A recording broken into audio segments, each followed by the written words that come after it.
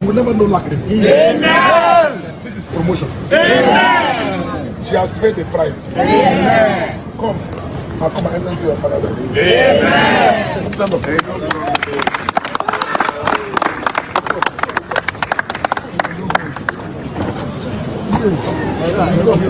Madam, welcome.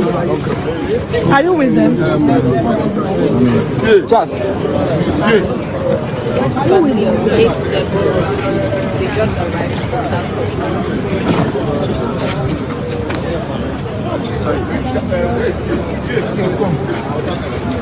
Sure. So, rent is our money. Collect the rent.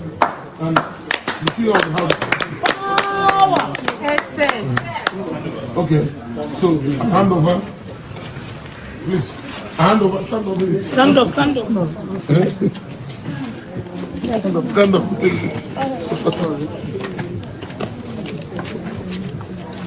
This is the father of little Handing and the mother. property. They are On behalf officially handing over of Omega Power Ministry documents. to you. It is now your property forever. Collect rent. It's your friend. These are the keys. Power! Essence! Essence! Power!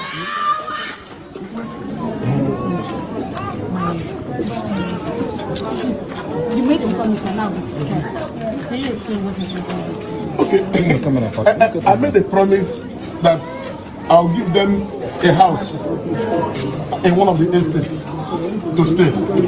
But on second time, I said, come, why not give them a whole estate instead of giving them? So that is why I decided to give them this mini estate. It is permanently theirs. About 14 flats here. They will rent it, collect the rent is their own. As you can see, I've done the deed transfer. I've signed, I've handed over to them. Everything is theirs. So now they will even. They just informed me that tenants have started coming. They want to rent the place quickly. So it's theirs forever. Daddy, please, could you give an advice on the state of the security in Nigeria? We just need love. Love is the primary thing. We don't need to kill ourselves. We are created by God.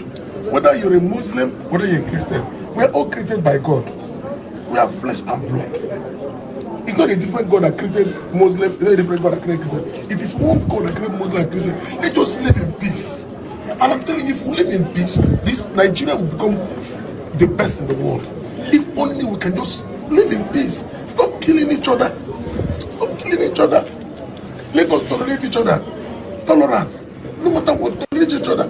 I see this girl now. This girl was the hope. They said that to university with their last money so that this girl can become something. But now, you know, they just took her life. But thank God for God's intervention. But right now, I don't know where is the son. Where is he? Okay, that's it. So I didn't only because I gave all the children scholarship. I didn't stop there. His own I'm sending him abroad to go and study. So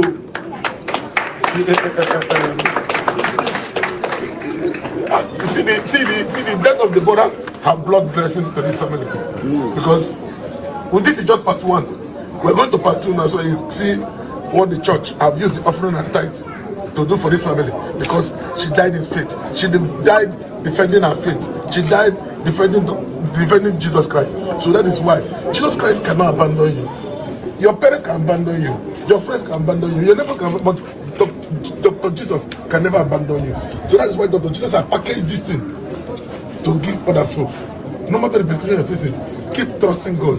God can never abandon you. Now, God has this situation to promote them. After this, now we're going to part two, so that you can see. Now this is permanently there. Now I've signed everything. It's theirs. We're going to part two now, so that you can see what Dr. Jesus, use the offering and tithe to do for this family. Please, thank you very much.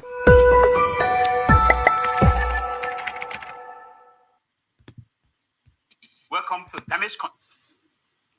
to Damage Control, where we illustrate the real cost of corruption so that we all can understand it better and buy into the need to go beyond being outraged to become part of the agents for change. Damage Control is brought to you by MacArthur Foundation and CITAD. I am Dr. Damages. Corruption is not just about giving or taking money. Corruption is about not doing the right thing. And why are we corrupt? Because of lack of understanding. Because we do not understand that we don't need too much. The anti-corruption fight of President Muhammadu Buhari has again shown to be a huge joke, with the arrest of the Accountant General of the Federation, Mr. Ahmed Idris. Can you imagine that? The Accountant General. Just look at the headline. 80 billion looted by a single man. Wait. How much is ASU demanding for now? How much? A man stole 80 billion in a country that cannot find 80 billion to get 1.8 university students back into their classes. How can such a massive amount have left the national treasury without anyone noticing? Sorry, Mefere, the central bank governor, was busy dreaming of being president. This is unbelievable. Yes, the accountant general has been suspended. Who is now counting the money? Anyway, but the Minister of Finance needs to explain to Nigerians how the accountant general could steal 80 billion without her knowledge. Because the office of the accountant general is under the supervision of the Ministry of Finance. How could that happen? If anybody is serious about fighting corruption in Buhari's government, the Minister of Finance should have been suspended too. Now, that will make others to sit up. In fact, if Buhari suspends the Minister of Finance today, the Attorney General of the Federation, Malami, will do what they do in China. He will commit suicide instead of waiting for the EFCC to come and get him. But we know that nothing like such can happen. Not likely. In Nigeria, no. The entire government of Buhari is a corruption soakaway that is full to the brim. Hey, Sasha! From the Attorney General of the Federation to the NNPC to the school feeding program of the Ministry of Humanitarian Affairs, allegations of corruption follow officials of the Buhari's government like an angry shadow. Now, the Accountant General is only an officer. In the Ministry of Finance, how did he manage to launder 80 billion naira without his boss in the ministry knowing how? The activities of Ahmed Idris have always raised suspicion in the public domain. For example, in November of 2020, Nigerians were shocked when news emerged that Ahmed Idris, the same man, acquired multi-billion naira properties, Gazawa Commodity Market and the Gazawa Integrated Farms in Kano. Obviously, these properties were above his pay grade of an accountant general of a federation. No, it should have raised eyebrows within any government that is serious about fighting corruption. It should have. But Buhari did nothing. Now, the accountant general also purchased Sokoto hotels in Kano for 500 million naira and demolished it and built an ultra-modern multi-billion naira shopping mall.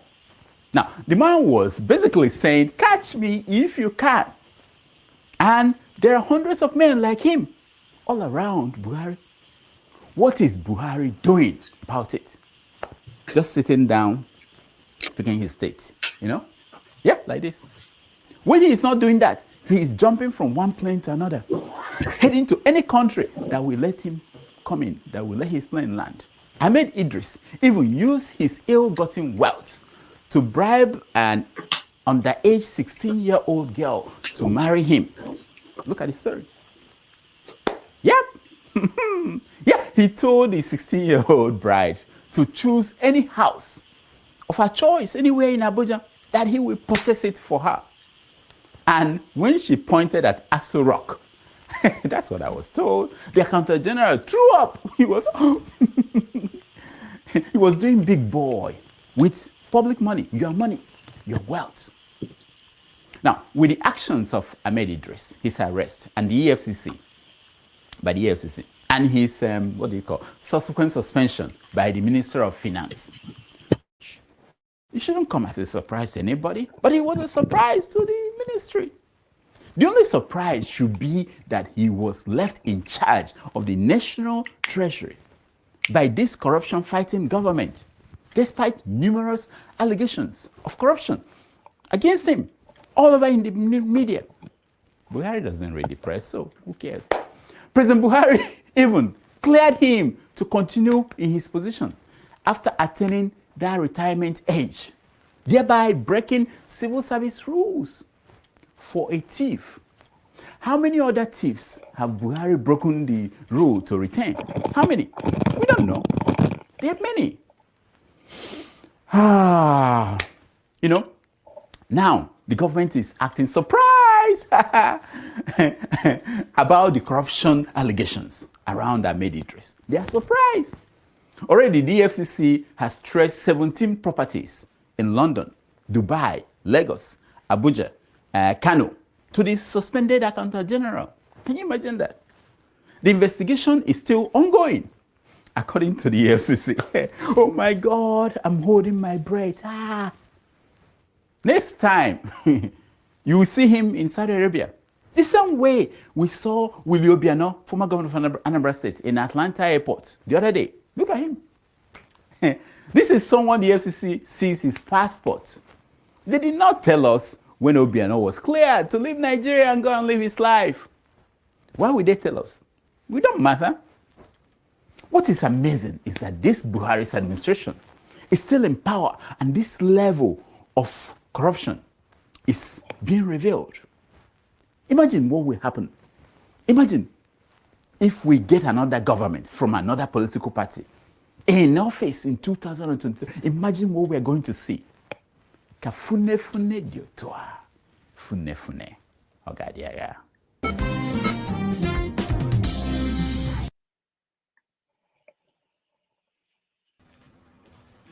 So, by the grace of God, we're going to do 1 million.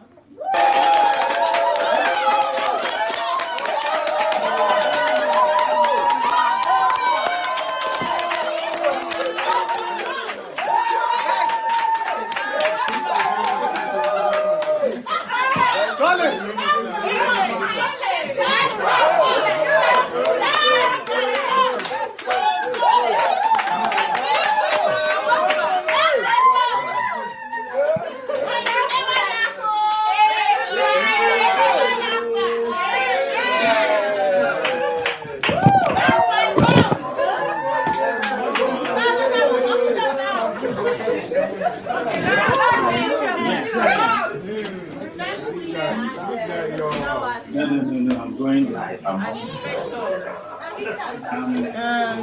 worry. Everybody. What happened is, don't worry. I sent it to him. I sent it to him to see if he has any issue with that. It's just that I felt he might have issue with that. You know, I was thinking we could cut off where he mentioned Showere and take back the movement without, why the rest of it will be there.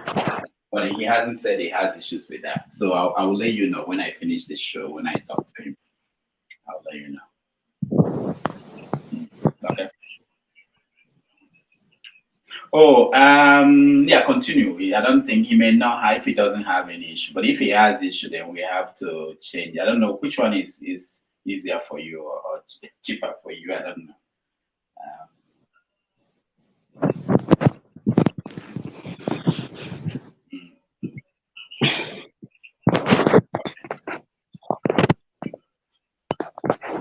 Okay. All right.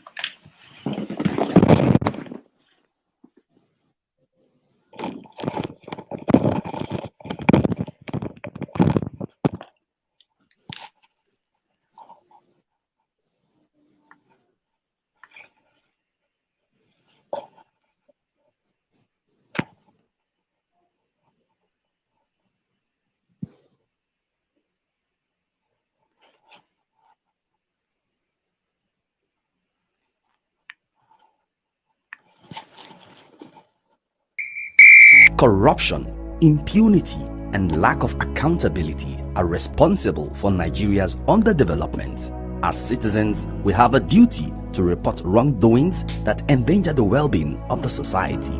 See something, say something. Blow the whistle today. Report corruption and other wrongdoings confidently and anonymously. Send tips to AfricMail on tips@corruptionanonymous.org or call 0811 877 1666 or the Presidential Initiative on Continuous Audit (PICA) on 0909 806 7946. Tips can also be submitted to the following anti-corruption agencies: EFCC, ICPC, Code of Conduct Bureau, or the Nigeria Police. This message is from the African Center for Media and Information Literacy, AfricMail, with support of MacArthur Foundation.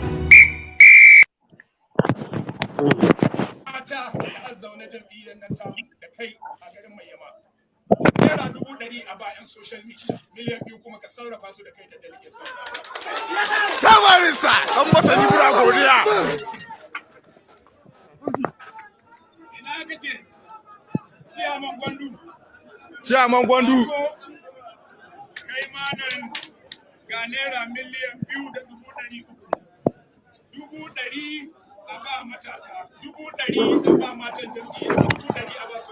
So godiya barista. Sabarista. Jangoki mai rangon gwaci kanin mai na kato zai rana mai kai toron giwa ina din kuwa ka jiki ne ka wadi barista. Ina Chairman na bunza. Ya kamata da kai zan fara. Chairman na bunza Bello Masa ya kamata da kai zan fara. Ga naira miliyan 2,300,000 na matasa, 100 na mata, 100 na social media. Kuna da ya gani guda son ka ba ku bi mun ka ba ku wallahi kuma sai mun ƙara ku da haka. Ina chairman na Kalgo. Chairman Kalgo. Da mai kama da manya, da wanda ya haihu. Abdul. Kai ma ga miliyan 2,300,000. A ba matasan fati 100,000, a ba mata 100,000, a ba social media 100,000. Na godiya barista. Wanda haka mai gida. Guda son ka baka bi mun ka baka. Ina chairman na Jega. Alai Sanusi.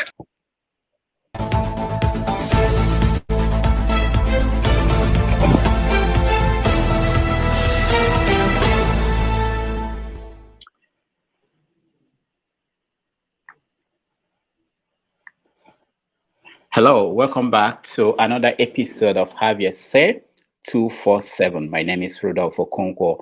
This is a very important day in Nigerian history. We are going to talk about what's going on across Nigeria, the political environment.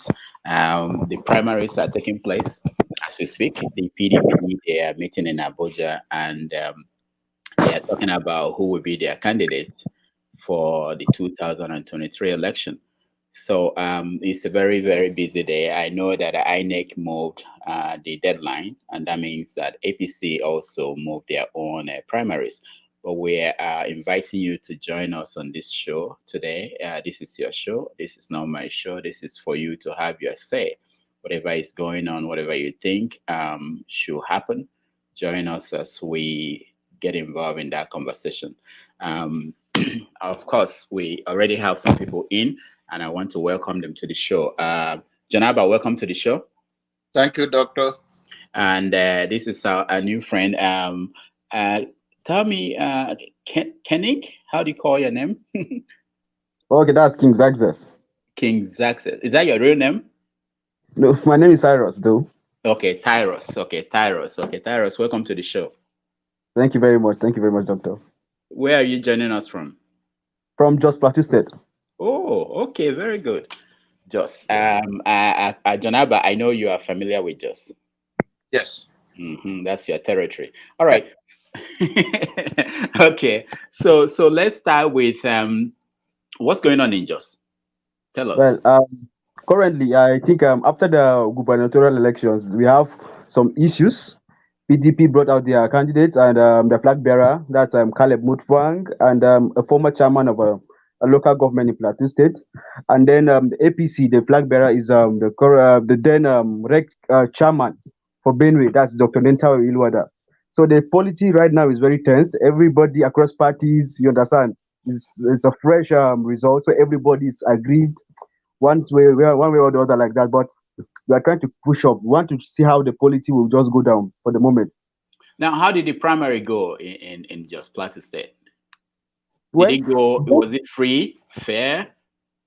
based on our calculation, it was free and fair.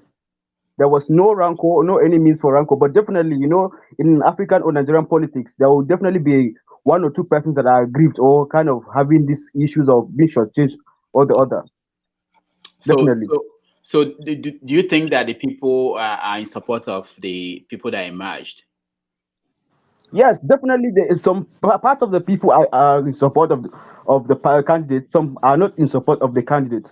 You understand? But at the end of the day, I think definitely there will be a point in time whereby everybody will come to a compromise of definitely selecting one out of the two major parties, which has always been the two major parties within the state.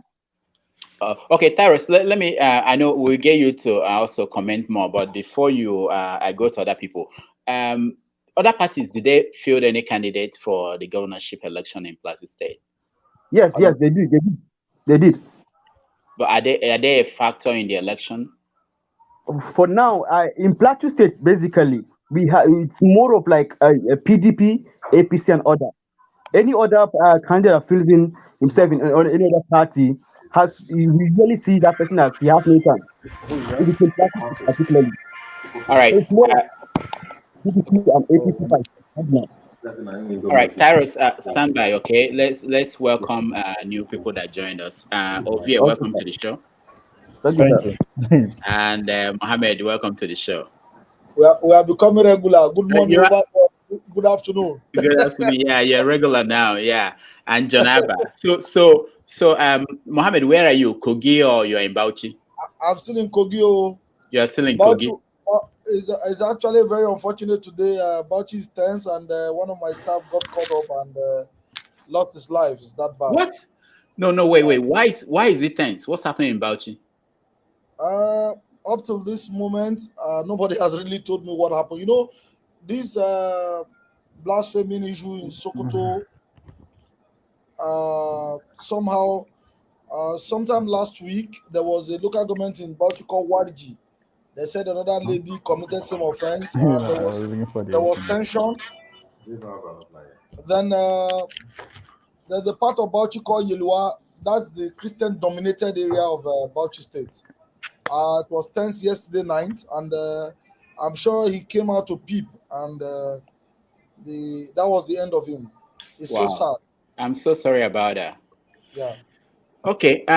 So sorry. Janaba, welcome to the show. Thank you, Doctor. Okay, Ovia, welcome to the show. Good morning. Good morning. So, Janaba, let me start with you. PDP, they are having their primaries as we speak. We had in some reports, we're hearing that is going for 50 million, $50,000. Delegates are being showered with money from the Atikus and the Wike campaign. What are you hearing? Is the highest bidder now? Isn't that how it has been? Is The highest bidder will win the election. Of course, that's Nigerian politics. That's where it is for now. It happened last time too when they had the convention. It's a way of life in Nigeria. That's why Obi exited from there now. The highest bidder. Even let me bring you another news from. I told you about Benue State. Yeah, they are also the PDP did their primary, and the Speaker of the House beat the incumbent the deputy governor. The deputy governor is Idoma man, and the Speaker, because they are looking for pity party. The Nigerian party or other tribe that they feel being marginalized, they don't want to make their case. They want to look for pity party. Like Idoma people are looking for pity party. Thief, please give us. It's our turn. You have to merit it. You have to campaign. I keep telling them I'm an Idoma guy, although I was brought up in Borno State and all the in the other part of the north. But then it is not about looking for pity. Peter Obi is appealing to the people. Isn't it when you win the ticket of the party that you become the contender in the national level? So all those strategy, and I don't know why many people are surprised that somehow people like Peter Obi that drop out of PDP. He dropped out for a reason that First of all, he doesn't have the financial power. Secondly, he's not going to win the ticket from PDP. And we keep watching, and you see it's very tense now. That's why the INEC too couldn't handle it, and they push it back to buy time. Maybe they'll bring your former president. All right. Thank you. Ovie, INEC moved it by 6 days, moved the deadline. Why did they do that? You didn't see this last week. You did not see this last week, did you? I didn't see. Well, I know the pressure was on, so I mean, I think if there's anything, the delegates will amass more money if APC decided to go, forgo consensus. But again, if I have to, for my own opinion, I think they yield to. I think the pressure of how to arrive at a consensus in the APC is not clear yet. That's why they have to, mount the pressure on the APC to the INEC to push the date forward by apart from the delegates who will now get more money, more feeding allowance, and more stay in the hotel, who will be favored by this? Who will be favored? Of course, the delegates. I said apart from them, who else? And amongst the candidates? Well, among the candidates, those who are not serious, but they still take their their business to the central market. Yes, they will. People who say, okay, I will go all the way to see what the eventual winner is going to offer me. Because again, that's what people are not talking about. It's not just about the delegate now. Even the so-called contenders. I mean, they all know that it's only one person can emerge. But most of them are still pushing on to get a good bargain in case they actually, become eventually winner come 2023. So that's those are going to, again, they have more time to beat their case, or they have more time to negotiate between themselves. Those again that they'll benefit from these 6 days that have just been added to the preparation. But I am kind of surprised that PDP are going ahead with it. Yeah. I'm kind of surprised because I don't want to believe that they don't know that this is coming. We just they find out, they push for it. So obviously they know days before now that it's going to be pushed. It's going to be, the date is going to be shift. So for them to still go ahead and do it, that is still left to be clear I think as time goes on. All right. But obviously, a lot of the pressure of the money that is involved is getting to a lot of them already. So I've been saying it. The political system we are practicing is for the elites. It's all about the Benjamin. If you don't get money, you don't have any business. I don't care how popular you are. If you don't have the money, you have to have the ability to, raise this money. And that was all the Peter Obi said. But even though it's not even a factor from the one, I don't know why everybody is thinking it's singing inside heaven. All right. We will get to Peter Obi and every other conversation. Let me. I know that few people joined us. Well, let me go to you, Mohammed. I know you are in Kogi. That is the home of Yaya Bello. How is he doing? How are people reacting? What are people's expectations for Yaya Bello in this primary? As a matter of fact, I had this conversation with somebody yesterday. I'm trying to look for a picture. I don't know if it will be clear. Let me try something. I had this conversation yesterday at a sit out. Please, 1 second. I'm keeping the house waiting. Okay. I just want to show. He constructed a flyover. That is the only achievement, and I think Sahara Reporter broke it. It's missing. Are you looking for the picture of the flyover? Yes. Okay. Is it what wonderful? Is actually constructed? Okay. I don't know if it will be very clear. I don't know what. Okay, live TV. That's what it's like. Okay. It's actually like a hill. You go up this way and descend immediately, and roller coaster is on record. This is the popular Garaja Junction in Lokoja town. Yeah, this is the only project only project, only in the whole of Kogi State that young man has done. Kogi State is the most backward state. I want to say in Africa, but I've not visited some other African countries. So let me narrow it down to Nigeria. It's the most backward state in this country. The civil servants does not have a purchasing power. They are not paying salary, no infrastructure. So I had to sit out with some people from his client, and the young man threw a question back to me yesterday and said, if somebody told me in 2015 that Ayabele will be governor, will I believe it? I said no. He said the same miracle can happen in 2023. So maybe we all hope for that miracle, but truth be told, I have interacted with the Okada riders, the ordinary people on the streets, and they have only one impression about him, that he has failed woefully and is going nowhere. Okay. This is directly from source. I'm on ground. The Okada rider, the market women knows Ayabele is the most underperforming governor in the whole of Nigeria. All right. I'm able to say that. Thank you, Mohammed. Let's go to Raf. Welcome to the show. What are you eating? Blueberry and strawberry at the shop. Is it part of what they give to delegates? Ovie, no green one giving my delegate share. I'm waiting for Ovie.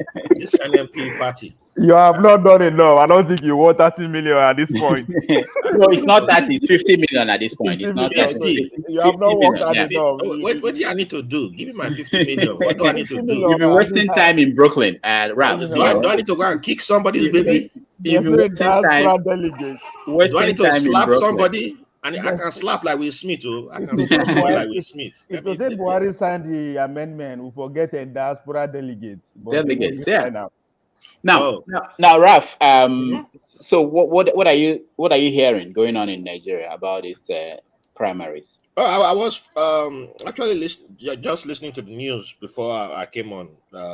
It seems like a whole bunch of northern states had primaries gubernatorial primaries yesterday. Adamawa had all over the country. It's not just the northern states. It was only northern results that I was getting yesterday. Okay. Adamawa had their APC candidate was a woman, which was a surprise to me. But I don't know if she what her chances are in Adamawa. Yeah, that's interesting. She defeated Ribadu. Yeah. Ribado, I don't even know what that guy, I don't know. That one is another story for another day. Kano was interesting with the and Abacha's son won in Kano. So he didn't was it the one that was I didn't hear about for governor. Son, yeah, for governor, yeah. No, that wasn't governor's name that I heard. It was it depends on what party. Am I mixing it up with Abacha's son or APC or PDP? Mohammed, tell us. Is it APC or PDP? I think it's PDP. Because APC, I thought I heard a different name. PDP. Yeah. But no, it's only won PDP. PDP. Yeah, Okay. Yeah. Because it was only APC results that I got. Okay. So I haven't heard PDP. Is the sitting deputy governor of Kano State? Yeah. That's what I heard. Governor that won the ticket for APC. For APC, yeah, it was only APC results. I heard Kano, Kaduna, Adamawa, if I'm not mistaken, Bauchi, and 2 other states, but they were all northern states that I heard. And I was just I just found it interesting how, the usual files, like some predicted favorites lost and some didn't win, or the governor's favorites won, or the president's favorite did not win. And I was just like, but it was just APC on the APC side in the north. So I was like, let me go check out the south after we record. So you've not checked your state to know who is the candidate? For APC, it doesn't really matter in Bayelsa, like in Rivers State, it doesn't really matter. You're not winning. Oh, okay. All right. You're not going to win. Delta State, you won't win. Edo State is 50-50. So yeah, but you can't win in those places. All right, Bolaji, welcome to the show. Hey, good morning, everybody. Yeah, we're happy to have you. For me here, so. Yeah.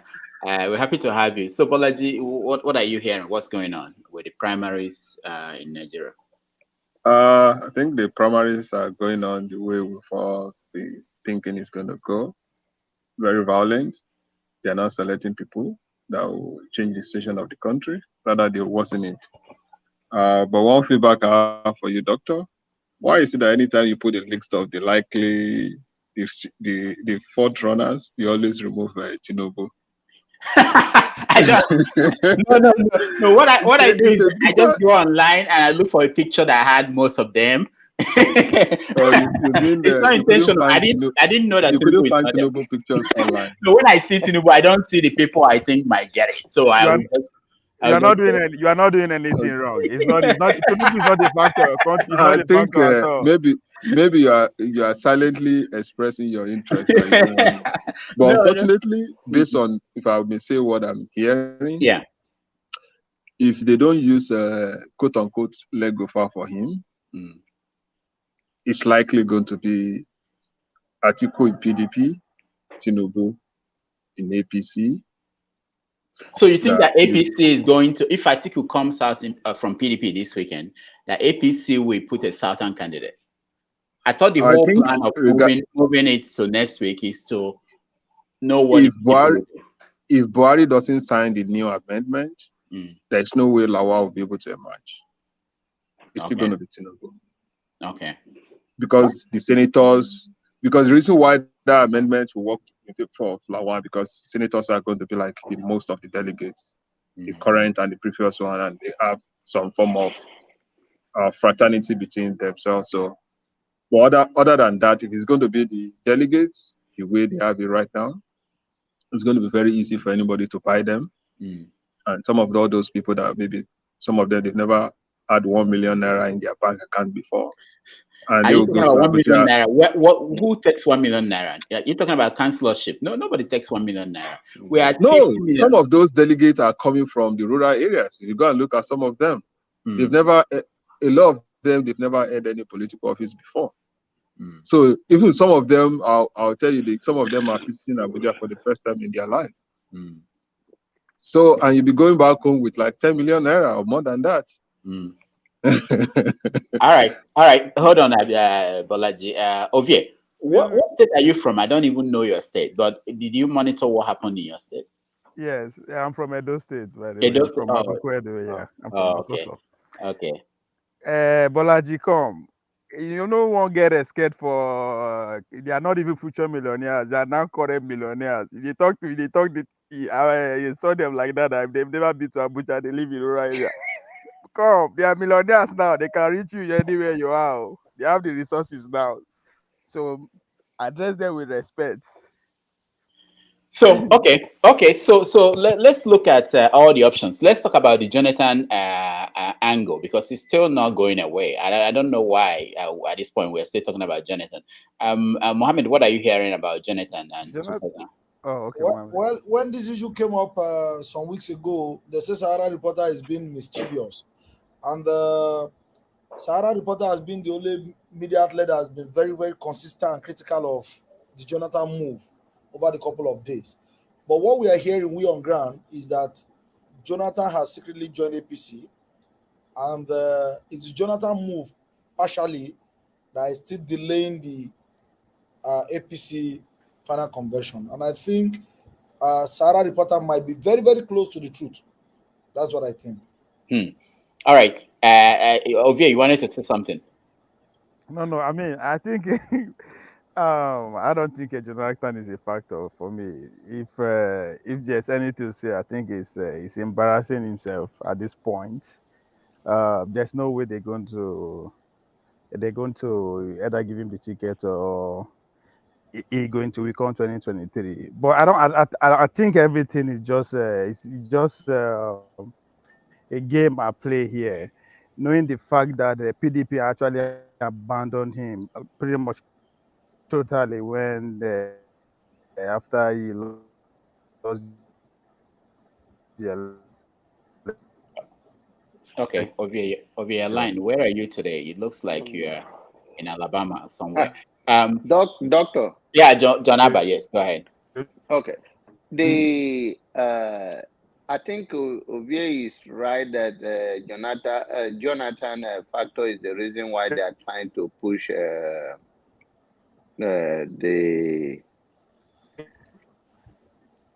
their nomination or their local Convention. convention a little bit forward. But show is this it kind of talking? love and Yeah, sorry. I think Ovie is still talking. Ovie, hold on. Okay, your line is not very clear. If you know they use Sprint, go use better internet. No? Not even Sprint. I think he's using Boost.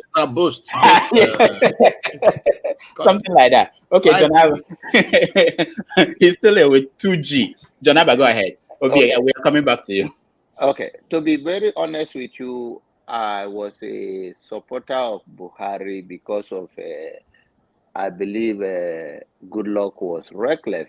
But you know, Nigerian strategy is that the day you won the election is the day that they are planning to remove you. So they will make your government very, very difficult for you to govern or for you to do anything. Coming out for Jonathan, if you will remember that Jonathan did well with the northern state when he was a president.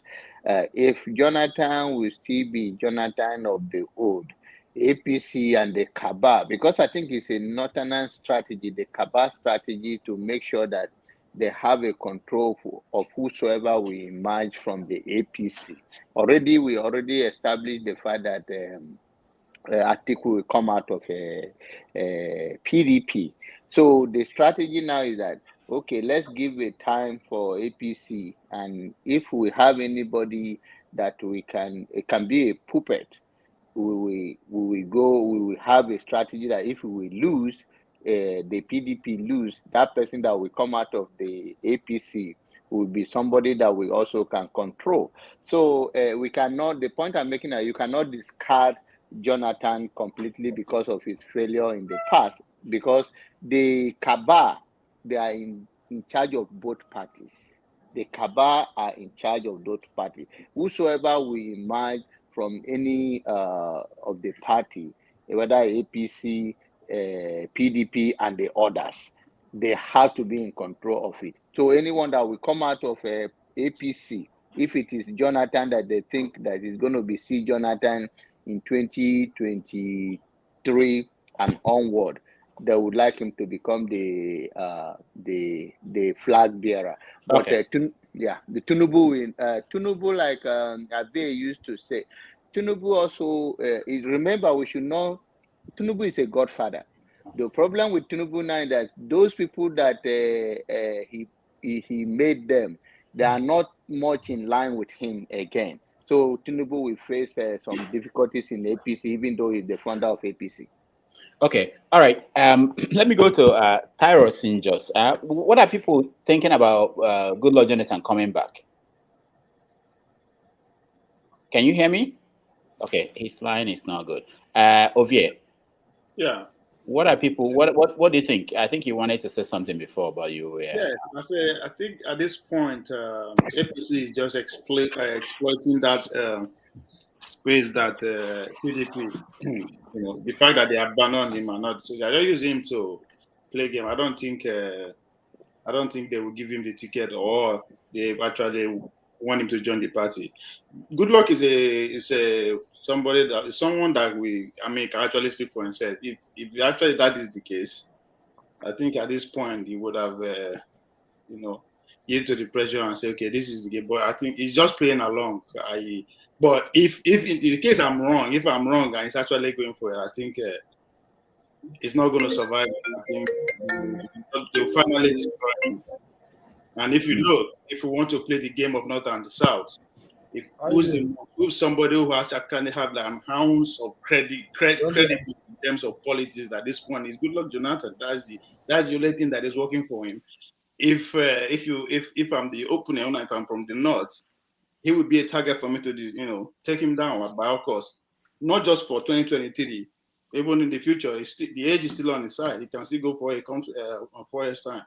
So if the aim is to take him out of the game totally, I will give them credit. I think he's falling for it, but I stand to be corrected. I don't think he's I don't think I don't think he has joined the party, or he's going to. They will give him the presidential ticket. If there's anybody I thought that APC is going to give that ticket to, it's going to be Amechi. Okay, let me come to you, Mohammed. Mohammed, what are you hearing there about the prospect of Goodluck Jonathan coming back? And do you think that if it's Atiku for PDP, that the North will vote for Atiku and not for anybody from the South? Okay, for we on ground, and if we want to take the news, or will I say the opinion from people around us serious. One, because of how Buhari has mismanaged the situation of the country, Jonathan is seen as a better person over, like, okay, let's say majority of people say, oh, we regretted voting him out.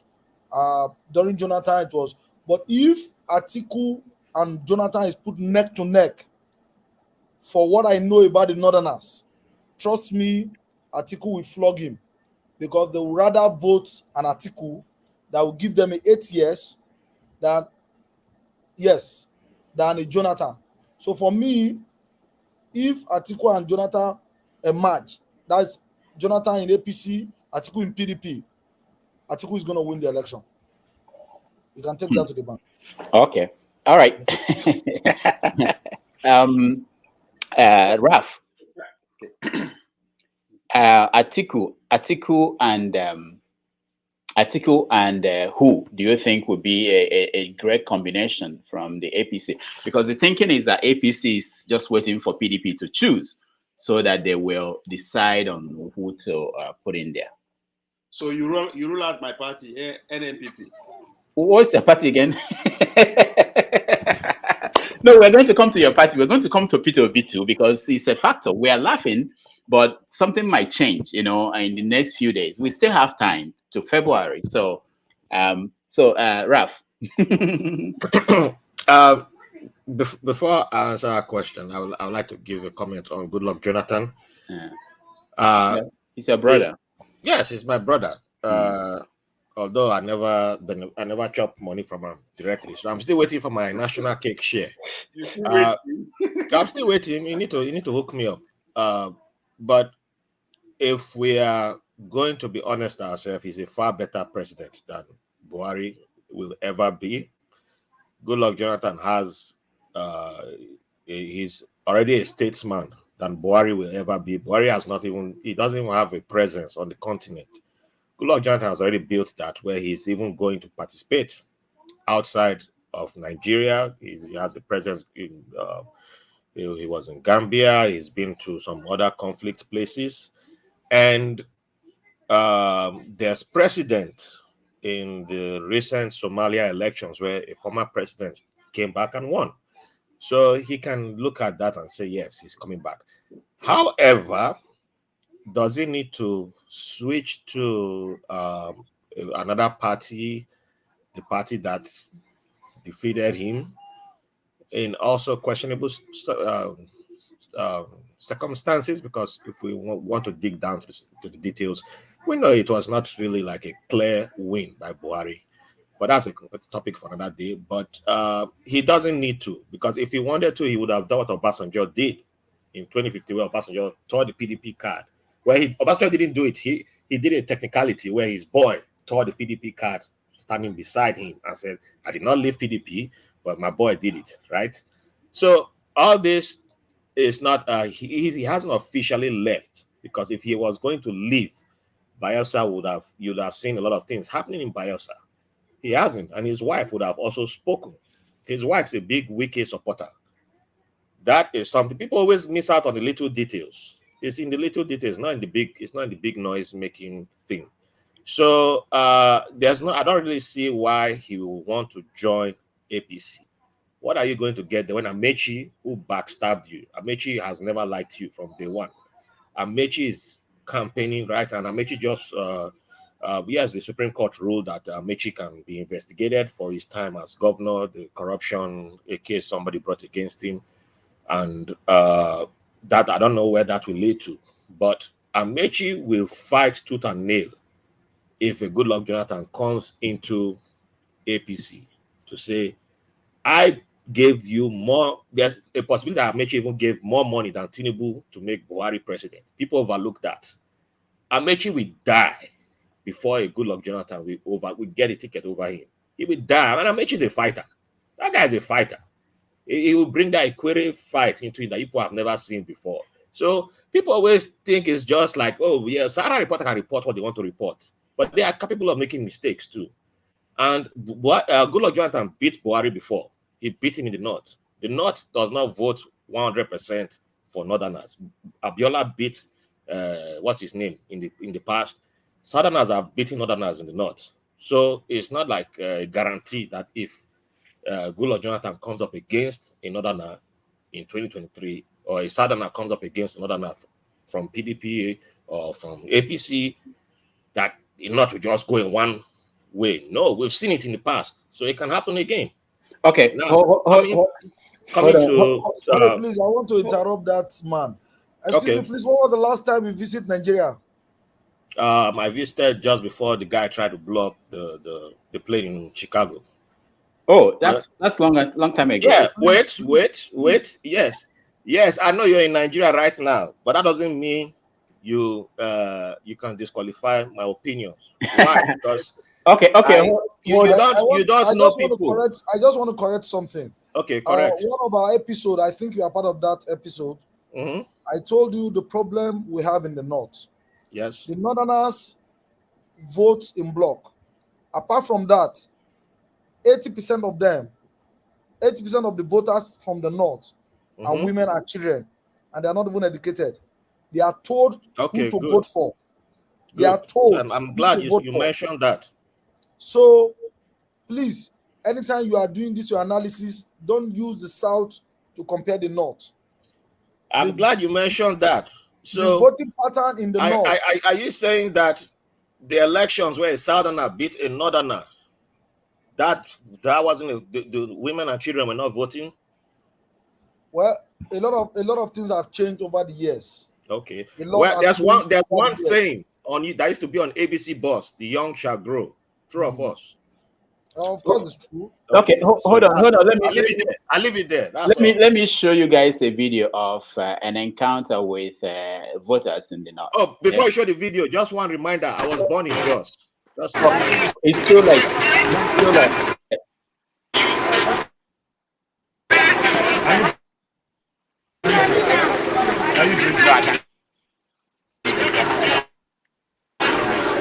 Yes.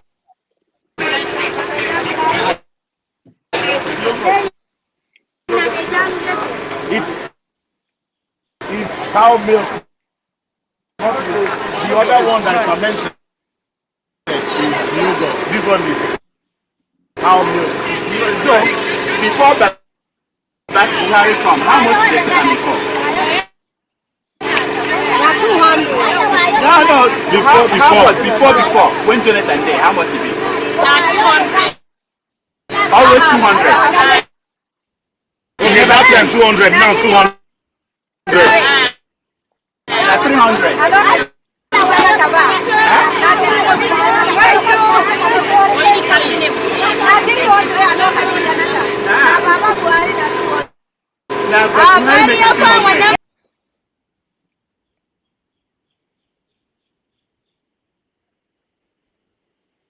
I believe. Where was that? Where was that?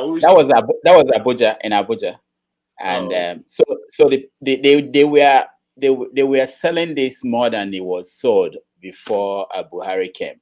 But when they discovered that what I was going for, trying to prove that things were getting worse under Buhari than Jonathan, they changed the price. They just to protect Buhari. Please, sorry to cut in here. Yeah. I have a staff in Gombe. Yeah. A dispatch rider.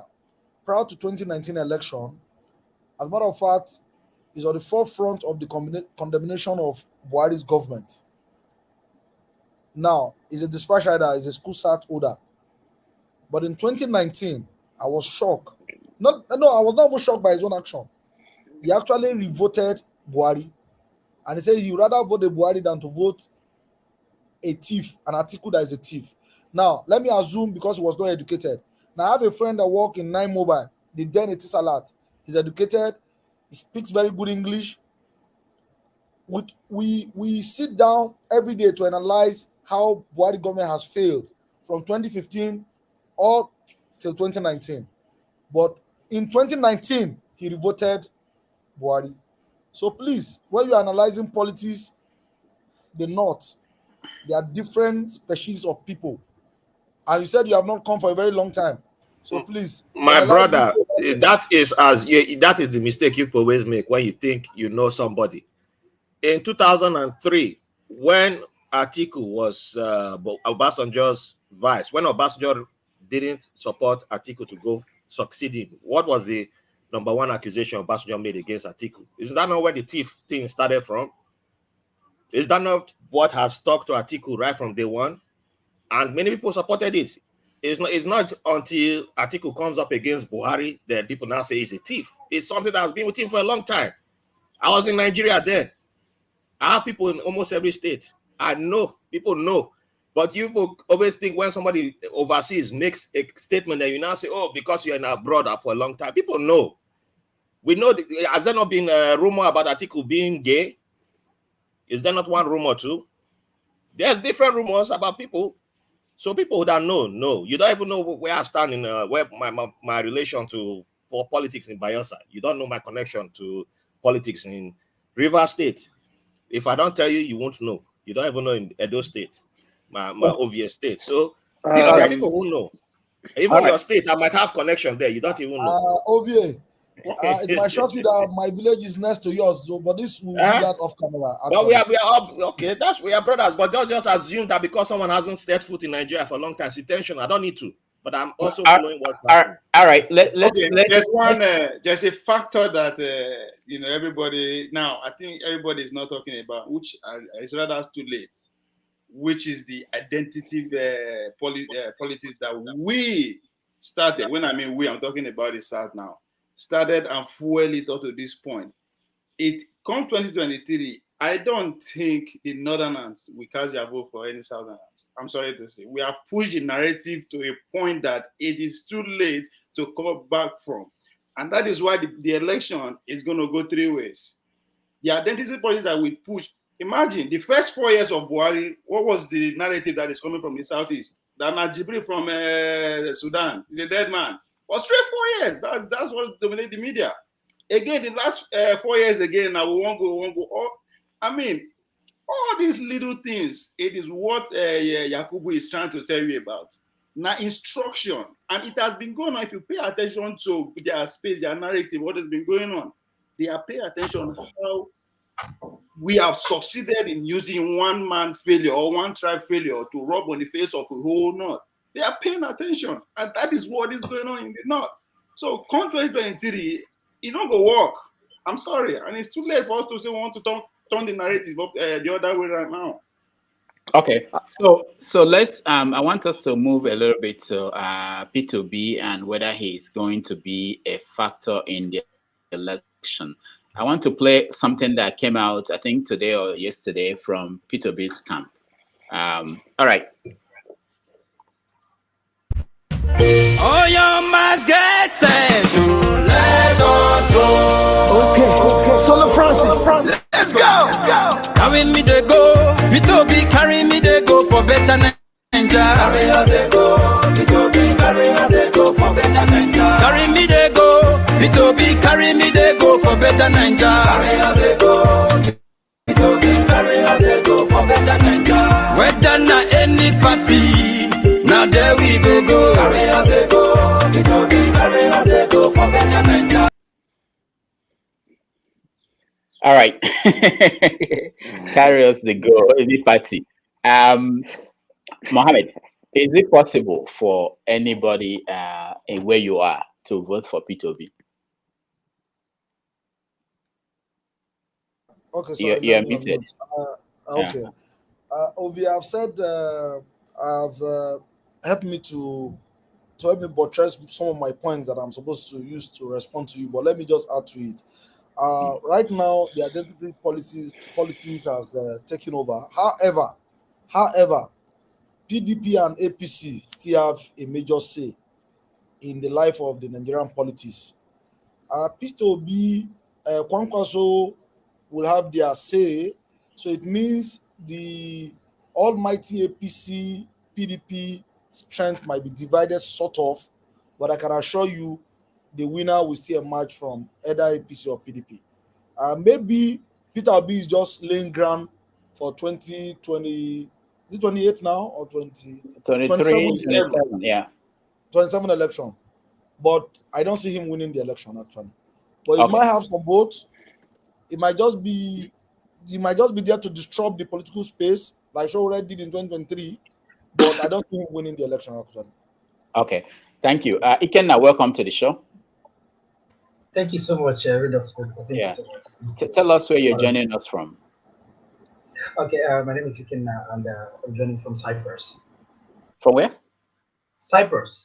Cyprus. Okay, Cyprus. Yes. So, what are you hearing over there? How are Nigerians reacting to what's going on at home in Cyprus? Yeah, it's never been different from other parts of the world. How Nigerians are reacting, it's the same thing. You know, everybody wants a better Nigeria. Every Nigeria wants a better Nigeria, and every indigene of Nigeria wants a place where they can call home, and they can call, yeah, this is my country, Nigeria. Because when they see leadership of different countries, and especially this country where we are, performing to standard, and you see government agencies doing what they're supposed to do, we just wish this was our country. You know, we just wish our government can do the same. We just wish we can benefit the same thing. We just wish that our government can reciprocate, can copy some of these good things that we are experiencing or enjoying in this part of the world. However, that's what we find ourselves, and that's how we find ourselves as Nigerians. So we just hope we can get a better Nigeria coming soon. So, have you been following the primaries?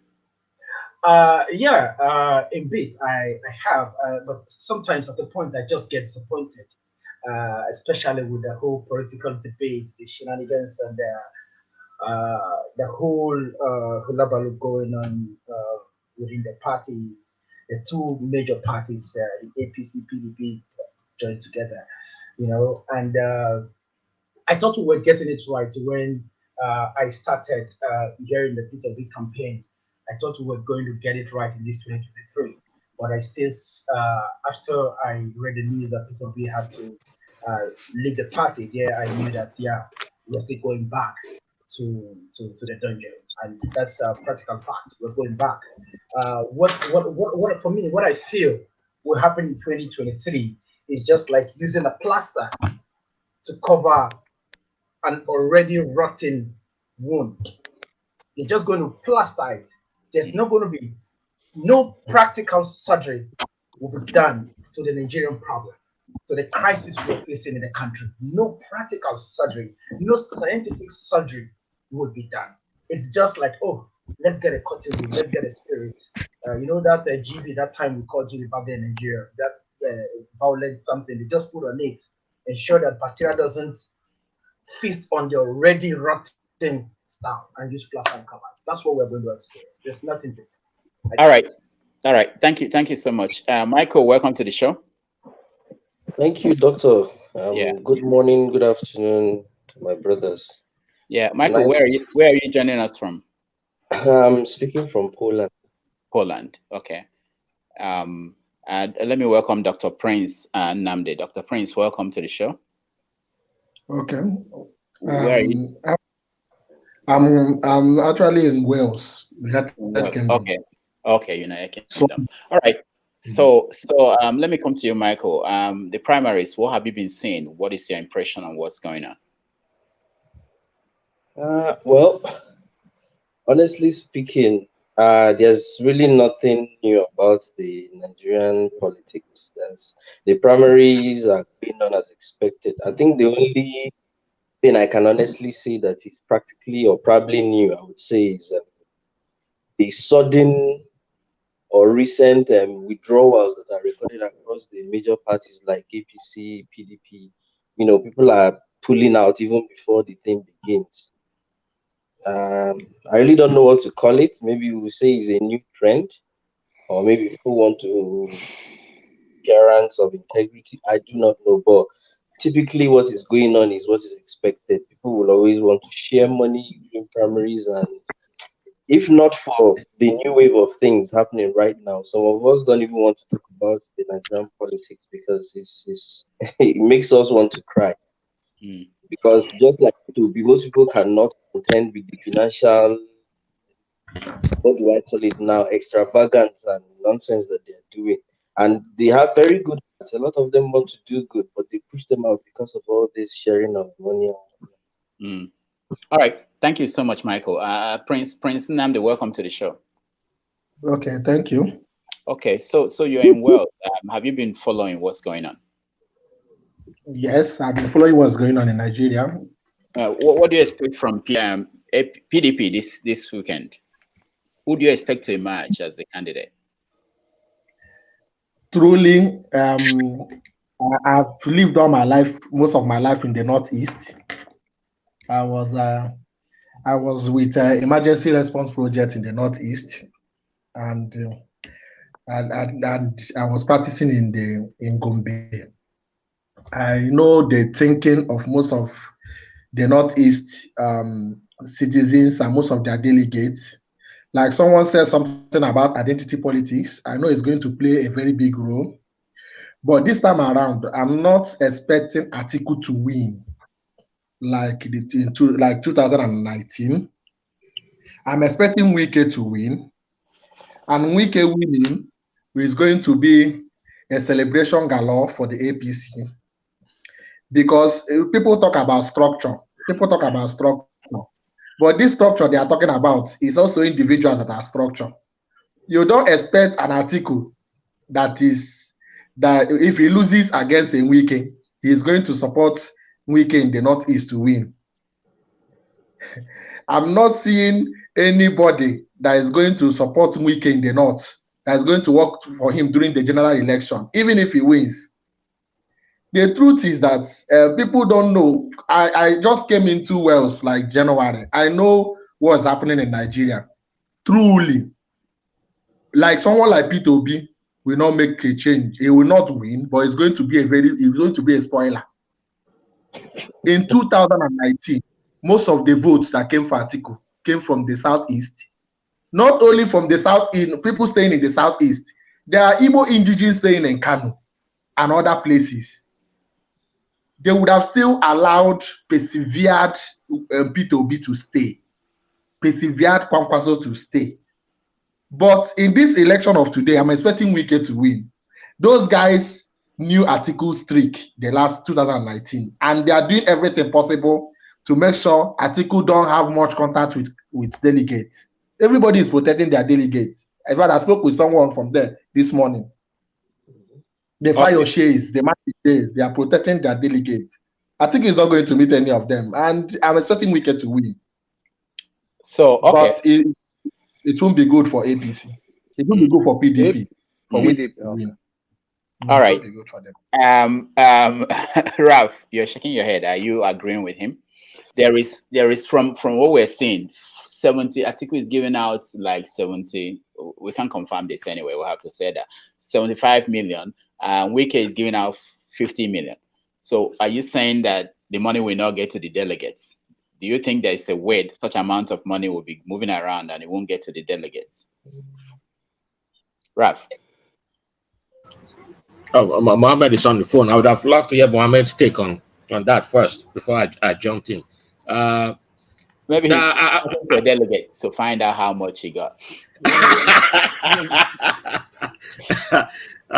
No, I wasn't like in total agreement with what Dr. Nnamdi was saying, but I love the viewpoint that he was making because it's not something that I've considered. So I was nodding my head and like, it's something that I don't think I've thought about. So I think I will rather step back and let Mohammed take this one, because Okay, I think Mohammed Mohammed will have something better to say. Mohammed, did you talk to a delegate, and what did you get from them?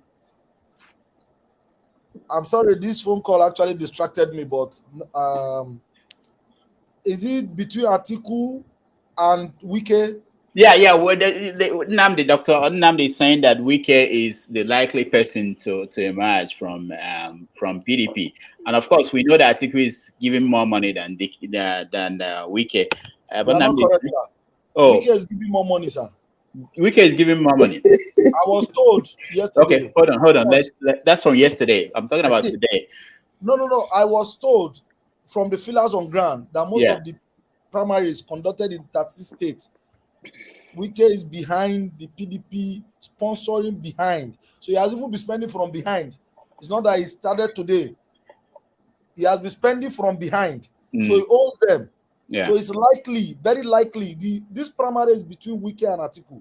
And Wike is likely to emerge. But unfortunately, I don't know if the North will support him with their vote.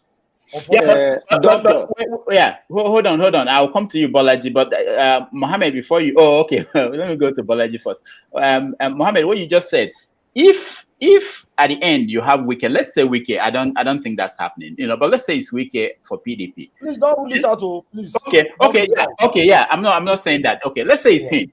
Then you make the APC will now be free to have Tinubu as their candidate. Then the North will have to choose somebody. They have to vote for somebody.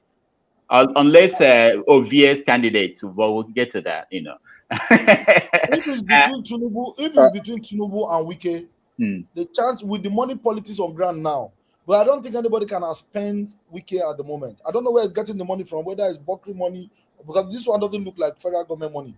Yeah. So it doesn't look like this is more than the federal government money. I don't think this is connected to the 400-something billion.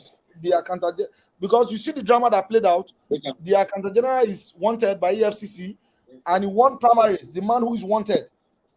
So the fact is that today, I don't think Atiku will outspend Wike in that primaries. So if the money, if the money rain will take the day, the chances that Wike will win is very high. Now, if Tinubu and Wike is standing shoulder to shoulder, well, let's leave the rest prediction, because I don't know how we're going to predict this, but I don't see Tinubu beating him. That's doctor. How is okay? Janaba will come to you, but let me hear from Bolaji first. Okay, I'll come to you, Janaba. I think probability of, like, if you look at it like sincerely, like the doctor rates it, if anybody wants to be sincere, it's going to be between Atiku and Wike. Wike also had a good chance. Atiku defeated him once before because Tambua was his candidate, and he has seen what kind of politics Atiku can play during primary, so it's well prepared. Not too much surprises in that case for him. But for me, I don't know. I think at that, though definitely our situation right now is that Nigeria are just making choices between evil and devil.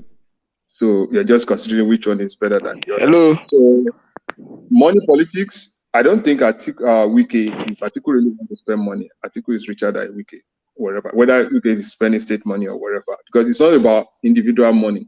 Do you have individuals, supporters, other state governors, the billionaires in Nigeria, whether they are really supporting you, do you really want to work with you?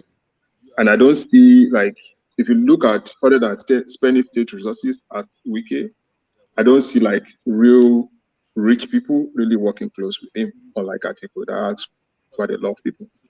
And going to national election, if you look at Tinubu also, Tinubu has so much chemistry, people around him that he can easily tap so that they will spend the money. So if it boils down to Wike and Tinubu, I don't think PDP want to go that route. It's going to be very difficult for Wike to win a national election in Nigeria. I don't think he can actually win the entire South, not to talk of winning North. All right. Ovie. Yes, I think you people are underrating Tambua. Oh Lord. Is he still there? Tamboa is not in the contest. Okay. He's not. In PDP? He's not there. Oh God. Okay. You would have said that. You would have said Saraki. Yeah, Saraki more than anybody else. Let's go back to history, not distance history. Forget the history. Even the one he did in Port Harcourt was Wike Force that was behind him. So as it stands now, is Wike, Atiku, Saraki. These are the three people. Well, I mean, since it's still ongoing process, I don't want to argue, but Tambawa is a factor. To me, I think if just surprised that if he is coming from a zone that has the highest number of delegates. Are you thinking about that? You agree with me that identity politics is coming to play here? Fine, let's say they don't like Atiku. Between Tambawa and Atiku in the north, who get the most general votes? Atiku. Atiku and Tambawa. Atiku is going to have Atiku.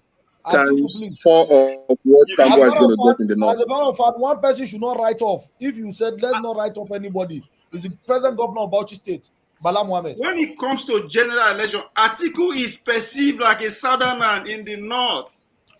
That is why he will never win general election in Nigeria. Okay, hold on, two of you. Okay, hold on. Let's welcome new people that joined us. Allah, welcome to the show. Thank you very much for having me. Allah, where are you joining us from? I'm joining you from Canada. Canada. Nobody's in Nigeria anymore. Dr. Dominic, welcome to the show. Wait, Doctor. Canada, a big country. Mohammed, I know you're in Nigeria. Yeah, I know. That's why we're calling you. John Abba, you are not in Nigeria. Stop talking. Okay. Allah, what are you thinking about? What's going on? What are you seeing? What are you hearing? Excuse me, Doctor. Canada, a big country. Tell us city now. A big country. Just say Canada. Okay. Allah, tell us what part of Canada. Ontario. Okay, good. All right. So, what are you hearing about the primaries in Nigeria? Yeah, the primaries in Nigeria. I see Nigeria going in.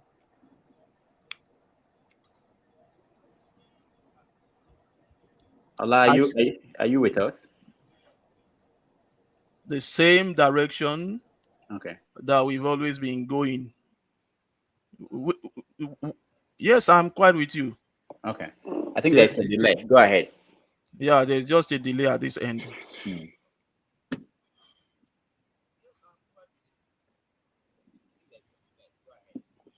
This is Canada.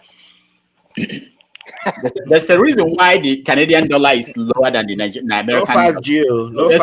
There's a reason why the Canadian dollar is lower than the American dollar. Vote for me, Canada. I will give you 5G. 5G. Just make me your prime minister. So okay. Go ahead, Allah. Go ahead. No problem. Ignore them. Yeah. I just want to quickly make 3 points. Number one, I see us going the same direction we've always been going, which has not landed us any good result.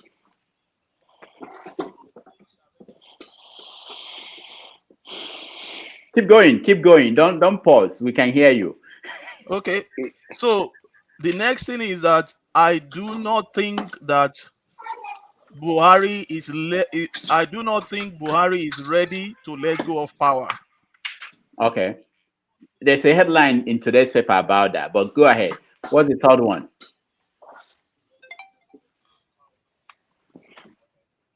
That is why he's just knocking because he knows that by rotational presidency principle and by federal character principle, it is supposed to be the turn of the South, especially the Southeast, which has never ruled Nigeria. So the game is playing now is knocking the heads of every Southerner together. Every Southerner that is in the race is knocking their heads together. You will see Oshibajo and Tinubu both want to be president. They think Tinubu, before now, people thought Tinubu was his anointed one. Later, they thought it was Oshibajo. He kept on promising all of them that there is anointed one behind the scene. Virtually everybody in the South, including Amechi that is in the government, including Jonathan, all the Southerners, he has promised them one thing or the other. Now, are we not hearing that Jonathan wants to come to APC? All right. Why would Jonathan come to APC? And what is the difference between APC and PDP? Allah, What is the hold on. difference? Allah, hold on. Okay, yeah, we'll come back to you. Dr. Dominic, welcome to the show. Good morning, though. Man, I know harass me today. No, we are not. We're glad to have you. Diagnose what's going on for us, you know. Diagnose. Wow. So, can I just say one last thing? No, Allah, hold on. One last thing? Okay, go. Well, Allah, before you hear me, Please, okay, go ahead. Please let me just say one last thing. Okay, go ahead.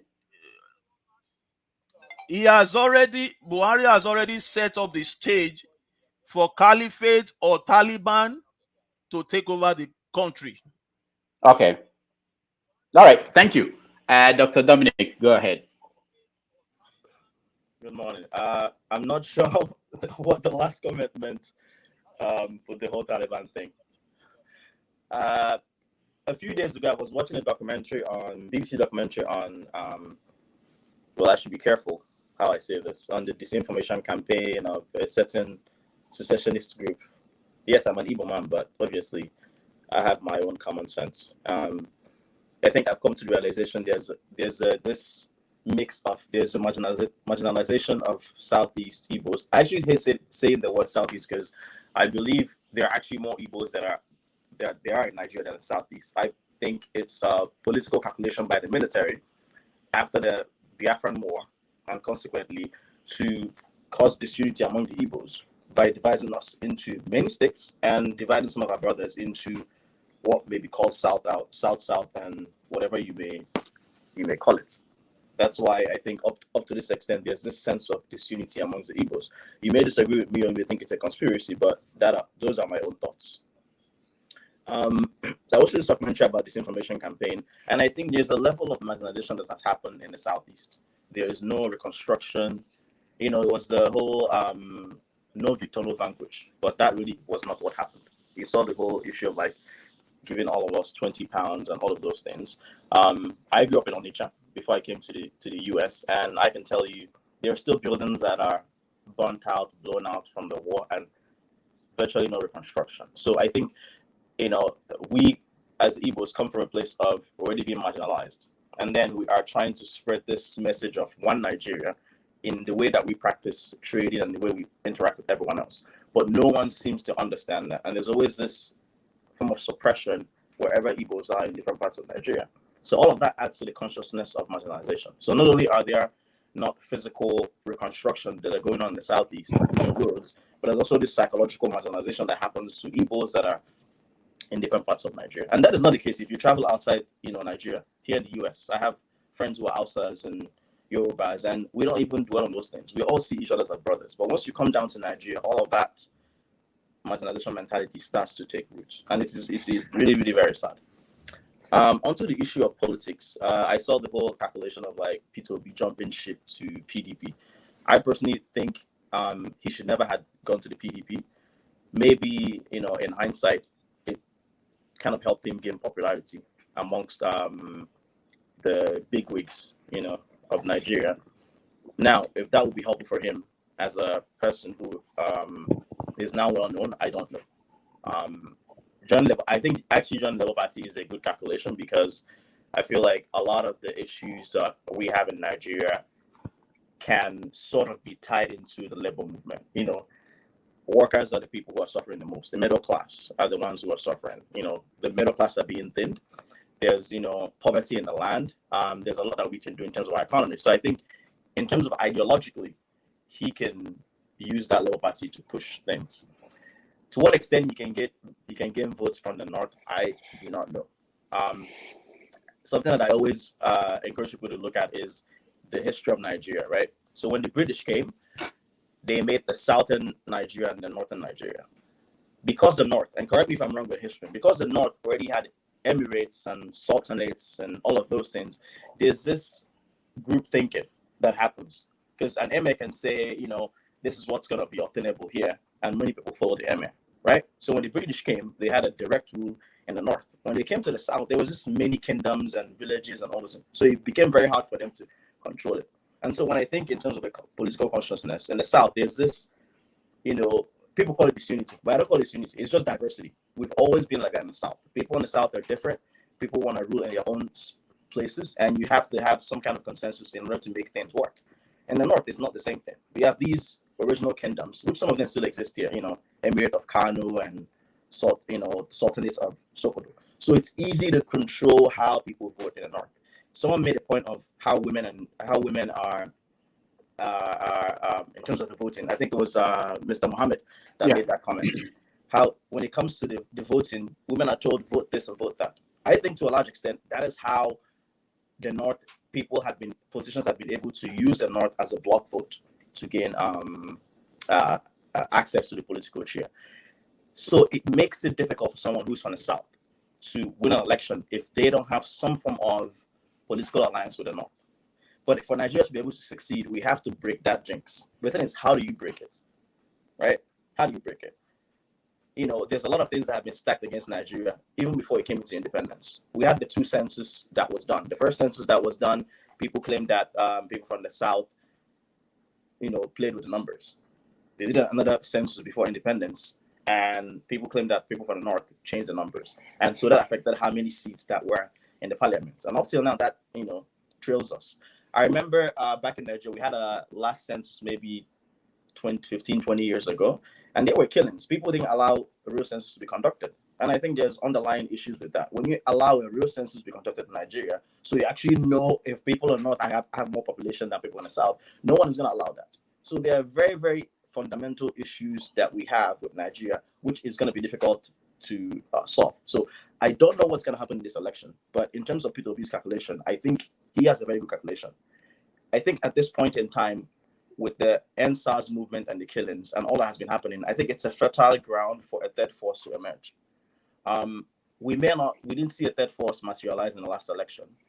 This election, we may not see a third force arise, but I think when it comes to political movements and political change and revolution, it comes inch by inch, little by little. And I think the third force now is actually getting more traction. Maybe it may not be coming to fruition now, but maybe in the next election, not 2023, but 2027, it may make more sense. Now, do we have the patience to wait for that? I don't know. People who are going to get killed, unfortunately, in the next 4 years, how does that play into the calculation? Right? Okay. Dr. Damages, I have a question. One last point.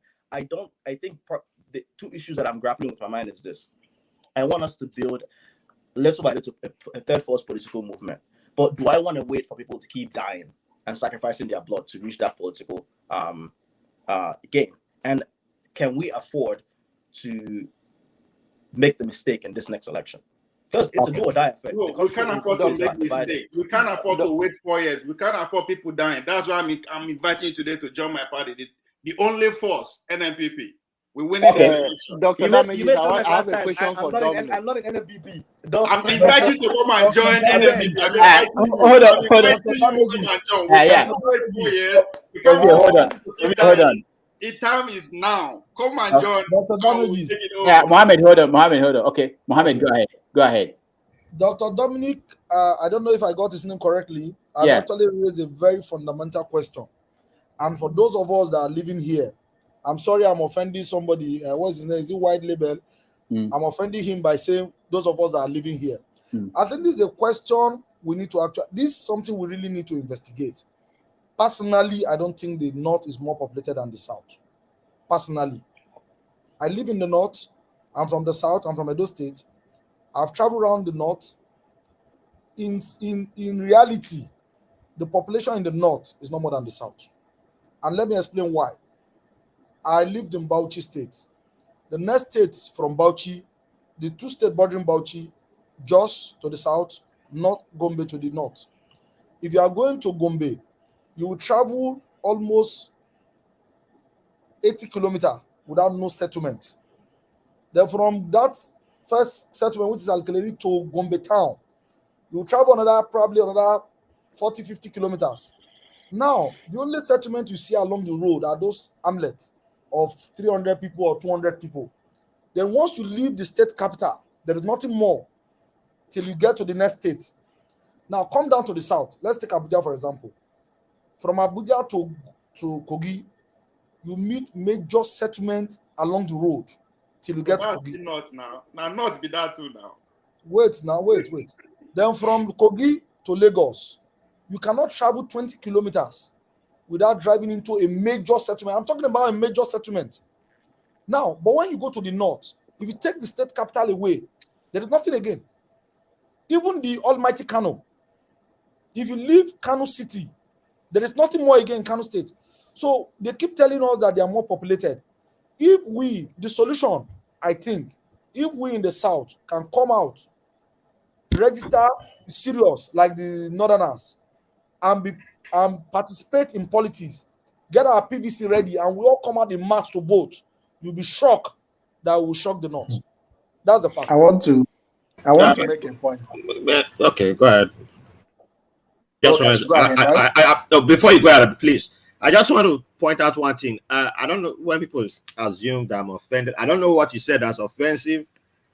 My friend did was a census. No, my brother. Let me just make this point quickly, because sometimes people assume things.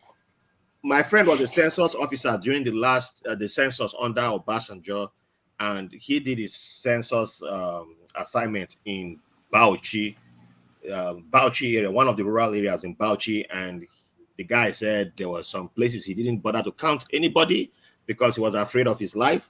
So he just wrote a number down.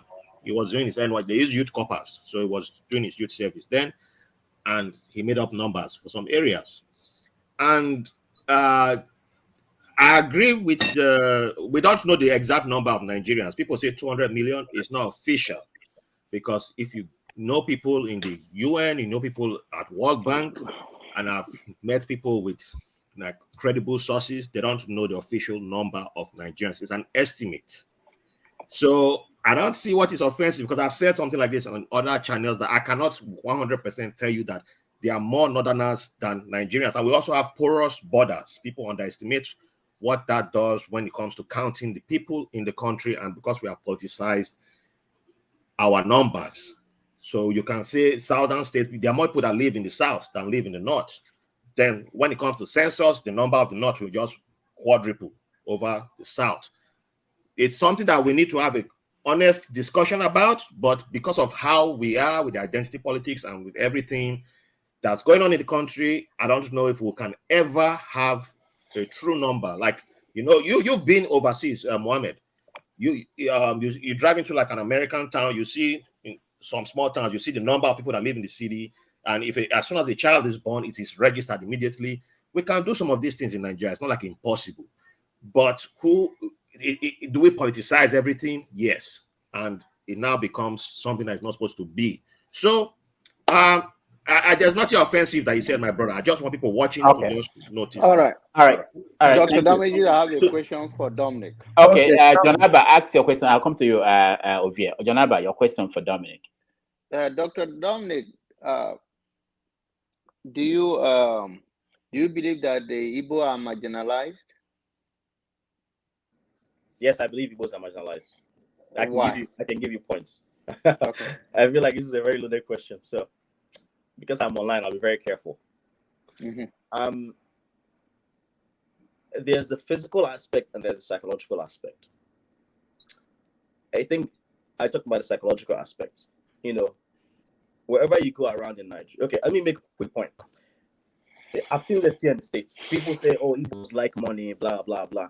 And the one thing that I hate making arguments outside, but the one thing I always correct people about, and this is even when Igbos say this, is I always tell them this. It's not that Igbos like money. Imagine a whole population. It doesn't matter if you were rich before the war or not. Or everyone was given 20 pounds. Because of our industriousness and how, you know, we think and how entrepreneurial we are, and our determination and resilience to succeed in this Nigerian project, you have many millionaires and billionaires in Nigeria. Everyone starting from 20 pounds. That is the mindset that we had, and we went for it, and we were able to achieve success. So maybe to others, it seems like we're chasing money, but there's a reason for that. It's just like when people say, tell the Jews, you guys are having so many kids. I remember there was this comment from a Jew who was like, when someone asked me, why are we having so many kids? I always tell them the Germans killed 6 million Jews, so we're having so many kids so we can make up that population. I am just paraphrasing. So there's always a reason for everything. And I had this mindset of like, Igbos like money. Go into the history and research and see how that consciousness or how that philosophy came into being, so that it becomes less of a derogatory statement and more of a statement of historical fact. Now, with respect to marginalization, the psychological aspect is this. Before the war, and even after now, wherever you go in Nigeria, go to Kafanchan, go to Borno, go anywhere, even anywhere in the world, Afghanistan, you always see an Igbo man. Wherever there's an ability to make money and settle down and eke out an income and be able to feed your family, you see an Igbo man there. And we don't discriminate. All we want is if somebody can pay us rent, somebody can be able to afford the services that we provide. We don't discriminate, we provide those services. So there's always this mindset of like, I don't have to separate myself from everyone else. Right? But wherever you go, look at what happened with, I think either last 2 elections. They were like true Igbos in Lagoon or whatever. Right? So there's always this bastardization and subjugation, mental subjugation of Igbos in Nigeria, which is not a very good thing. But the thing is that we have a very resilient mindset. So no matter how much we are insulted, we will still stay in the same place. I personally don't think that's safe. When someone is psychologically brutalizing you, I believe you should leave those places. But being the mindset of when it comes to entrepreneurial spirit, we don't mind, even if it's like in a hellhole, we'll still go there. Okay. Right? That is the psychological aspect. The physical aspect is if you go to South, many of the roads are messed up. There's no developments. Most of what we have gotten are either things that the state has built and now is trying to get the money from the federal government, because those things were supposed from the federal government, or things that rich people have decided to build. Okay. Look at INEC was supposed to be an economic hub. In a country that is very sensible, INEC would have been turned into an economic hub. Okay, hold on. Dr. Dominic, there's a lot of things that Nigeria would have gained a lot economically, just like Nigeria has gained a lot from Lagos economically, from the southeast, if only it had included us in the Nigerian project. And I'm not saying it out of a place of hate. I love all Nigerians. I'm just trying to state facts. And feel free to counter me. Okay. But I believe that Igbos are marginalized. Okay, hold on. Let's stay with the topic now. Jonaba, you can. I want to stay with politics. Yeah. Let's stay with politics. Dr. Dameji is also part of the politics. When you say somebody is marginalized, it's not a specific thing. What you was talking about now is about economical issue. But while we are talking about the political issue, we are talking about the number. I understand that Mohammed Yakubu, economic and psychological. Okay, yeah. Okay. Hold on, Janaba. Hold on, Janaba. Okay, let's get back to. There are people voting as we speak. There are people collecting money. Yeah, that's what I'm trying to go now. I want to. I'll get everybody. We have time. So I'll get everybody. Came last. Maybe we should have a little bit more, a minute or two. Some people have raised questions here. Yeah, I think people have more than raised a very important question, and I think Jonaba is trying to buttress on that. Just please give him space. It's very important to our research numbers. Okay. Yes. This marginalization. Doctor, when you say somebody is marginalized both economically and psychologically, it's also become part of what we are discussing today about politics. Just call me Dominic. Just call me Dominic. You can just call me Dominic. He wants to disassociate himself from the fake doctor that are out here. Okay. I'm a medical doctor. Just call me Dominic. We're talking that's fine. Just call me Dominic. Yeah, that's fine. That's fine. But the point I'm trying to make from and draw the contrast is that I'm not in favor of any, because this platform, we believe that the voices here matters. We are trying to send a message, and the positive message that will transform our country.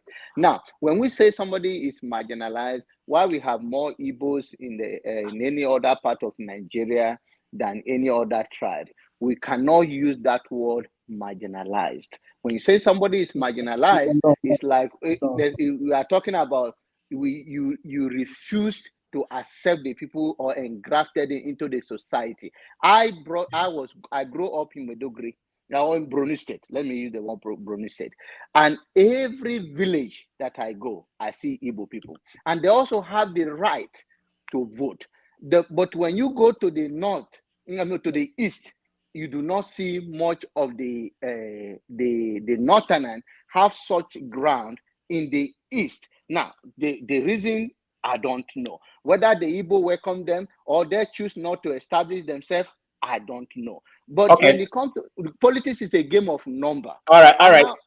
John Abba, I have to stop you. I know. A lot of people want to speak, but let me invite Doctor. No, not you, not even you, Dominic. Let me hear Dr. Chidi. He just joined us. I know he has to go. I will get back to that. I will get back to all of you. Dr. Chidi, welcome to the show.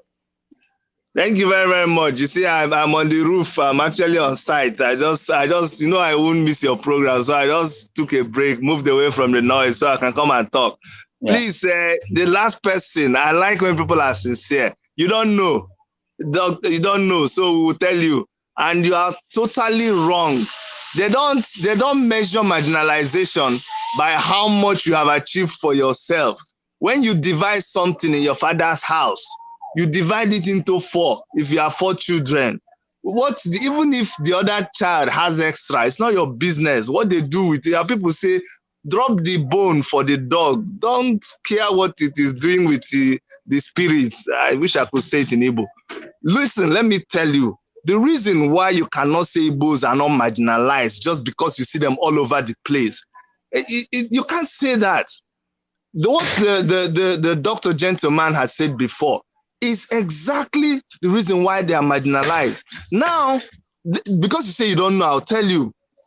The reason why you are seeing Igbo people all over the place and then you are not seeing other people in their place, it is not because they reject anybody.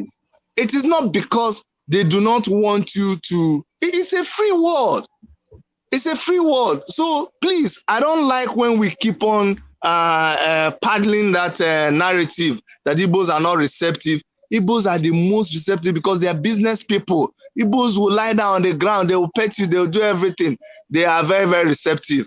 Now, Dr. Damages, I seem to have lost my thought because I was just animated when he said that it is not good for people to say they are marginalized when he sees them all over the place. No. I did not say that. No. Listen to me, doctor. Let us make it correct. I do not say that the Igbo people. No. I say that I don't know why they say that. And now you are trying to lecture me that Igbo people are very hospitalized. I'm not after whether they are hospitalized or not hospitalized. It is their duty to make their place hospitality and hospitable. And when they are hospitable, other people can be grafted into that society. Just like Igbo are everywhere in Nigeria. You are wrong again. No, okay, thank you for reminding me. That's the point I'm trying to make to you. Okay, let me go back a little bit. When Dr. Dominic was talking about the Nigeria project, we all say we are one Nigeria. In fact, it was Igbos that were the first people to say, let us have independence. They were begging the other people. The Northerners were not even ready. So we are more Nigerian than anybody else. When we waited for them until when they were ready, and then we all went and did the independence together. Then inside the Nigeria project that we initiated, you now come inside it and you do not give us the roads that we want. You take our oil, our universities, you go and build the good ones in your area. You don't build this in our area. I'm so sorry. I want to add a point. I want to say something. I think what I said before actually respond to these claims. You see, I want to support Mr. John. Please note, I'm from South. I'm from Niger Delta. So don't think I'm supporting the North. You see, one of the problems the Igbos have is the level of participation. You see, if you come to the North today, a typical Northerner that is above 17 have his PVC. Go to the South. I will lose my line of thought. I'll lose my line of thought. This is my line of thought. Hold on, let me land on this line of thought. If you go to the South, I don't think you can find the same, you can replicate same. So let me tell you why. Let me tell you why. Hold on. Let me land on the point. That was why I made that statement of you're stealing my position. That was why I made that point of. That's why I made that point. I said the North is not more populated than the South. But the South is not participating as much as the North is participating. We don't have, okay, let me tell you something. Let me tell you something, If we have participated, how can you people live? Every time they say we are not patriotic, we don't participate. We don't participate, and we were the one that introduced you to independence. The last election, what are the numbers from the last election? That is politics, man. What are the numbers from the last election? Okay, so let me tell you about politics. Let me tell you how politics works. What was the number from last election? Okay, so let me answer now. Okay, guys. If you don't let me answer now, how will I make my point? Okay. Your point, doctor. I'm more or less. So the point there is that because we are business people and we don't like to waste our time. You can see I'm on top of a roof walking. So me, I waste my time.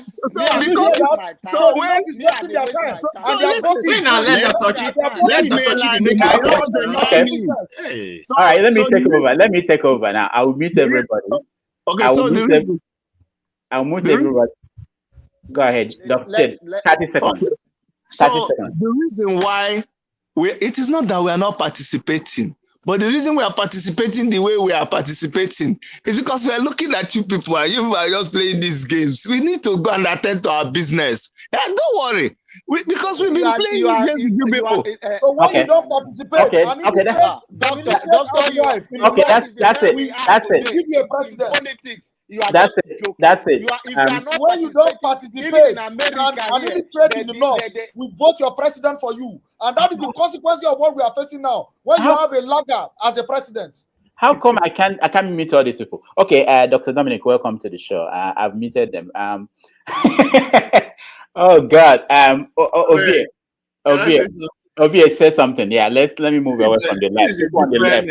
This is a different perspective, I think Mohammed said a lot of things, talking about these numbers, right? Even though they want to make us believe that the highest number carry the vote or they know. When they talk about numbers, it is what Mohammed is saying. It is about participation. Democracy is it is the number of people they are allowed. I use that word deliberately. The numbers of people they are allowed to participate. And that is where the Northeast come into factor. I try to bring this thing up that the game is cool against the Northeast. Dr. What's his name again that just left? Rubbish me say keep quiet. It is the amount of number of participants. We don't see her now. 700 and something that would elect our president for us, whether we like it or not. It is not the amount of number of people on the street that will queue up and vote.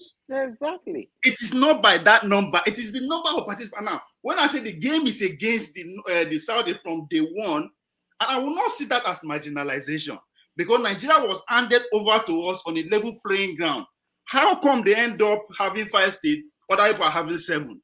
That is not marginalization. It is a game. You are playing. So if you can say you are smart as all you care, you are playing until you come to town. How did this thing begin? If you don't come to town with that, then strategists have to catch you up and overtake. You are on the long team according to the bench. Okay. It's a game. Obi, hold on. Obi, hold on. Let me come to you. Dominic, go ahead. I'll come to you, Ralph.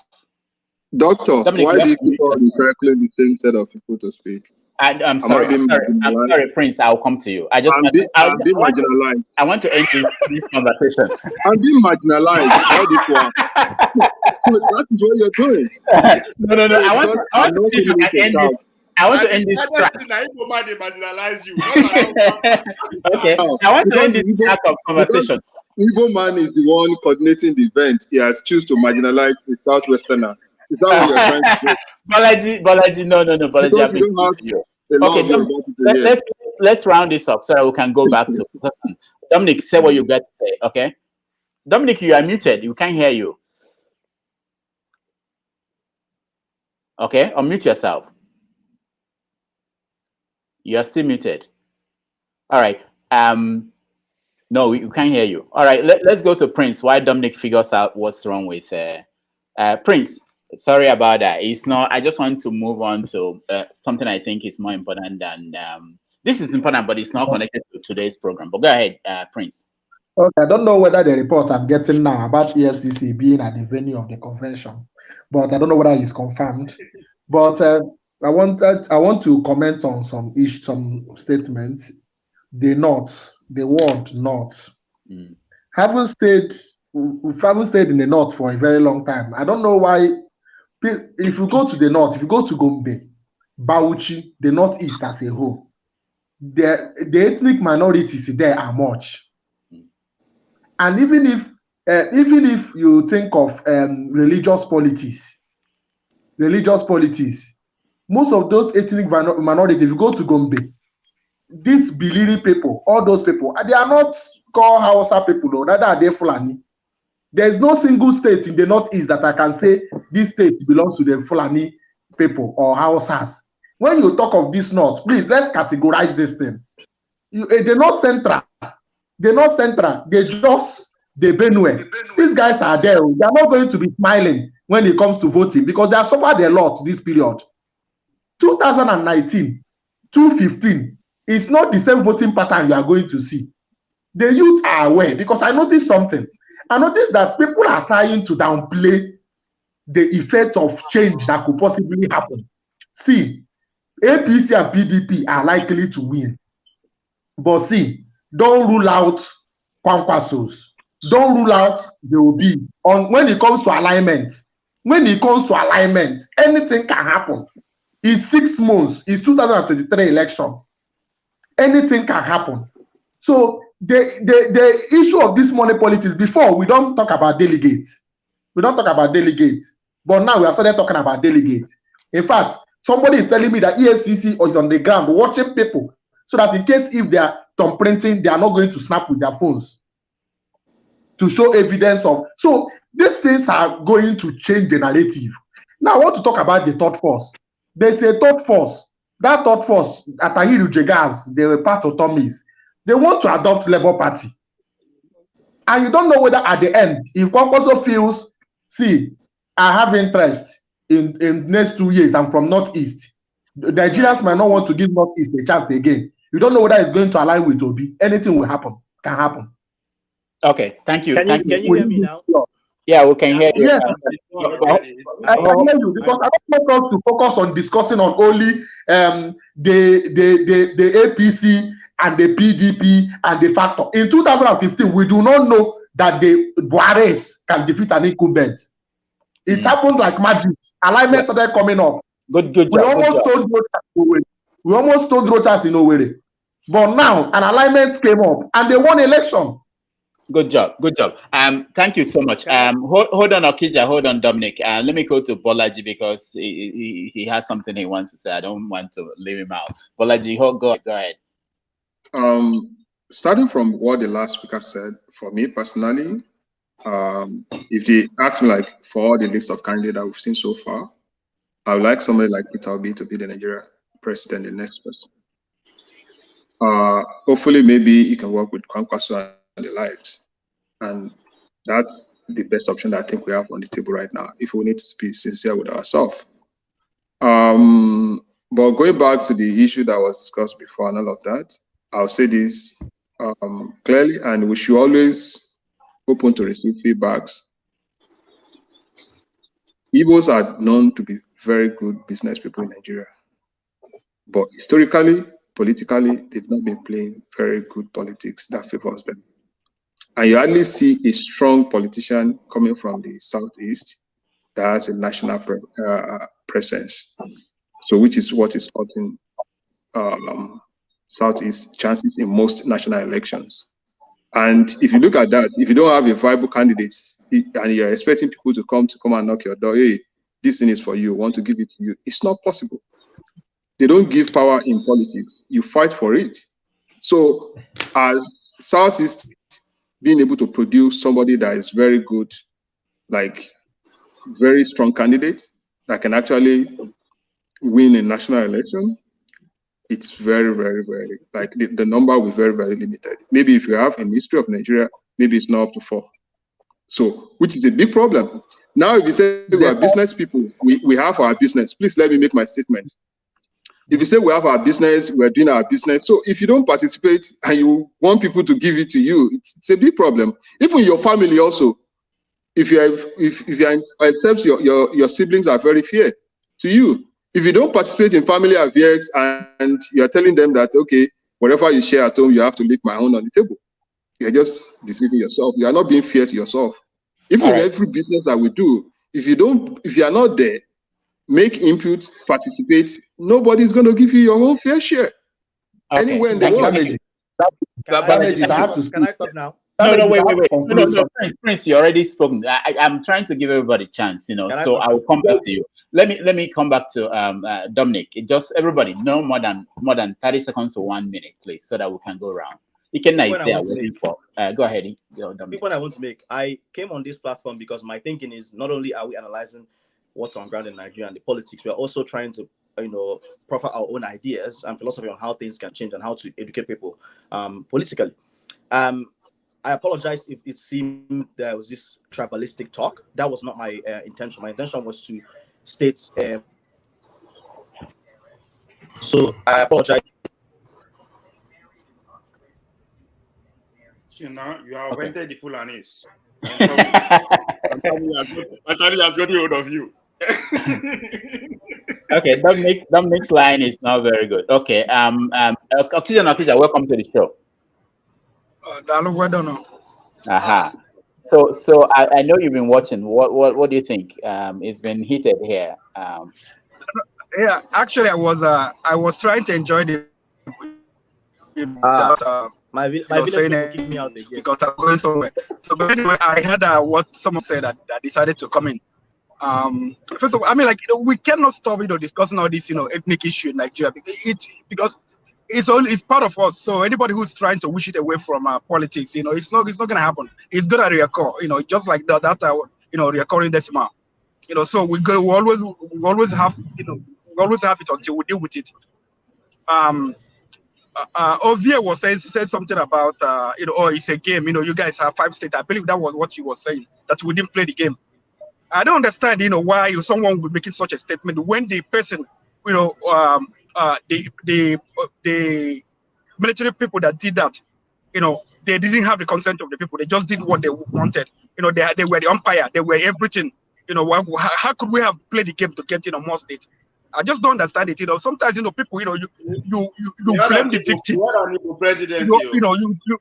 Hold on, let me finish. Hold on, let me finish. That's not an excuse. Let me finish. You always, you always blame the victim instead of trying to find a way, to acknowledge what is wrong. This system is wrong. It's not supposed to be like that. It is a game. Anyway, and another issue, I think John or whatever.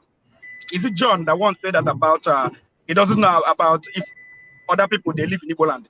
Yeah, they're a larger. Whenever I grew up, I was born and raised in Onitsha. So growing up, there were so many Hausa people in Onitsha. Actually, before even then, before independence, Hausa man was the mayor of Enugu. So Igbo was like, Igbo land was like a cosmopolitan place. People were coming from all over the place. To the extent that Hausa man became a mayor. In Onitsha, where I grew up, there were so many Hausa people that one suburb in Onitsha, Fege. Fege is a suburb in Onitsha. Fege is Hausa ward, actually. Populated by Igbos and Hausas. There are a lot of Hausas there. To the extent that there were,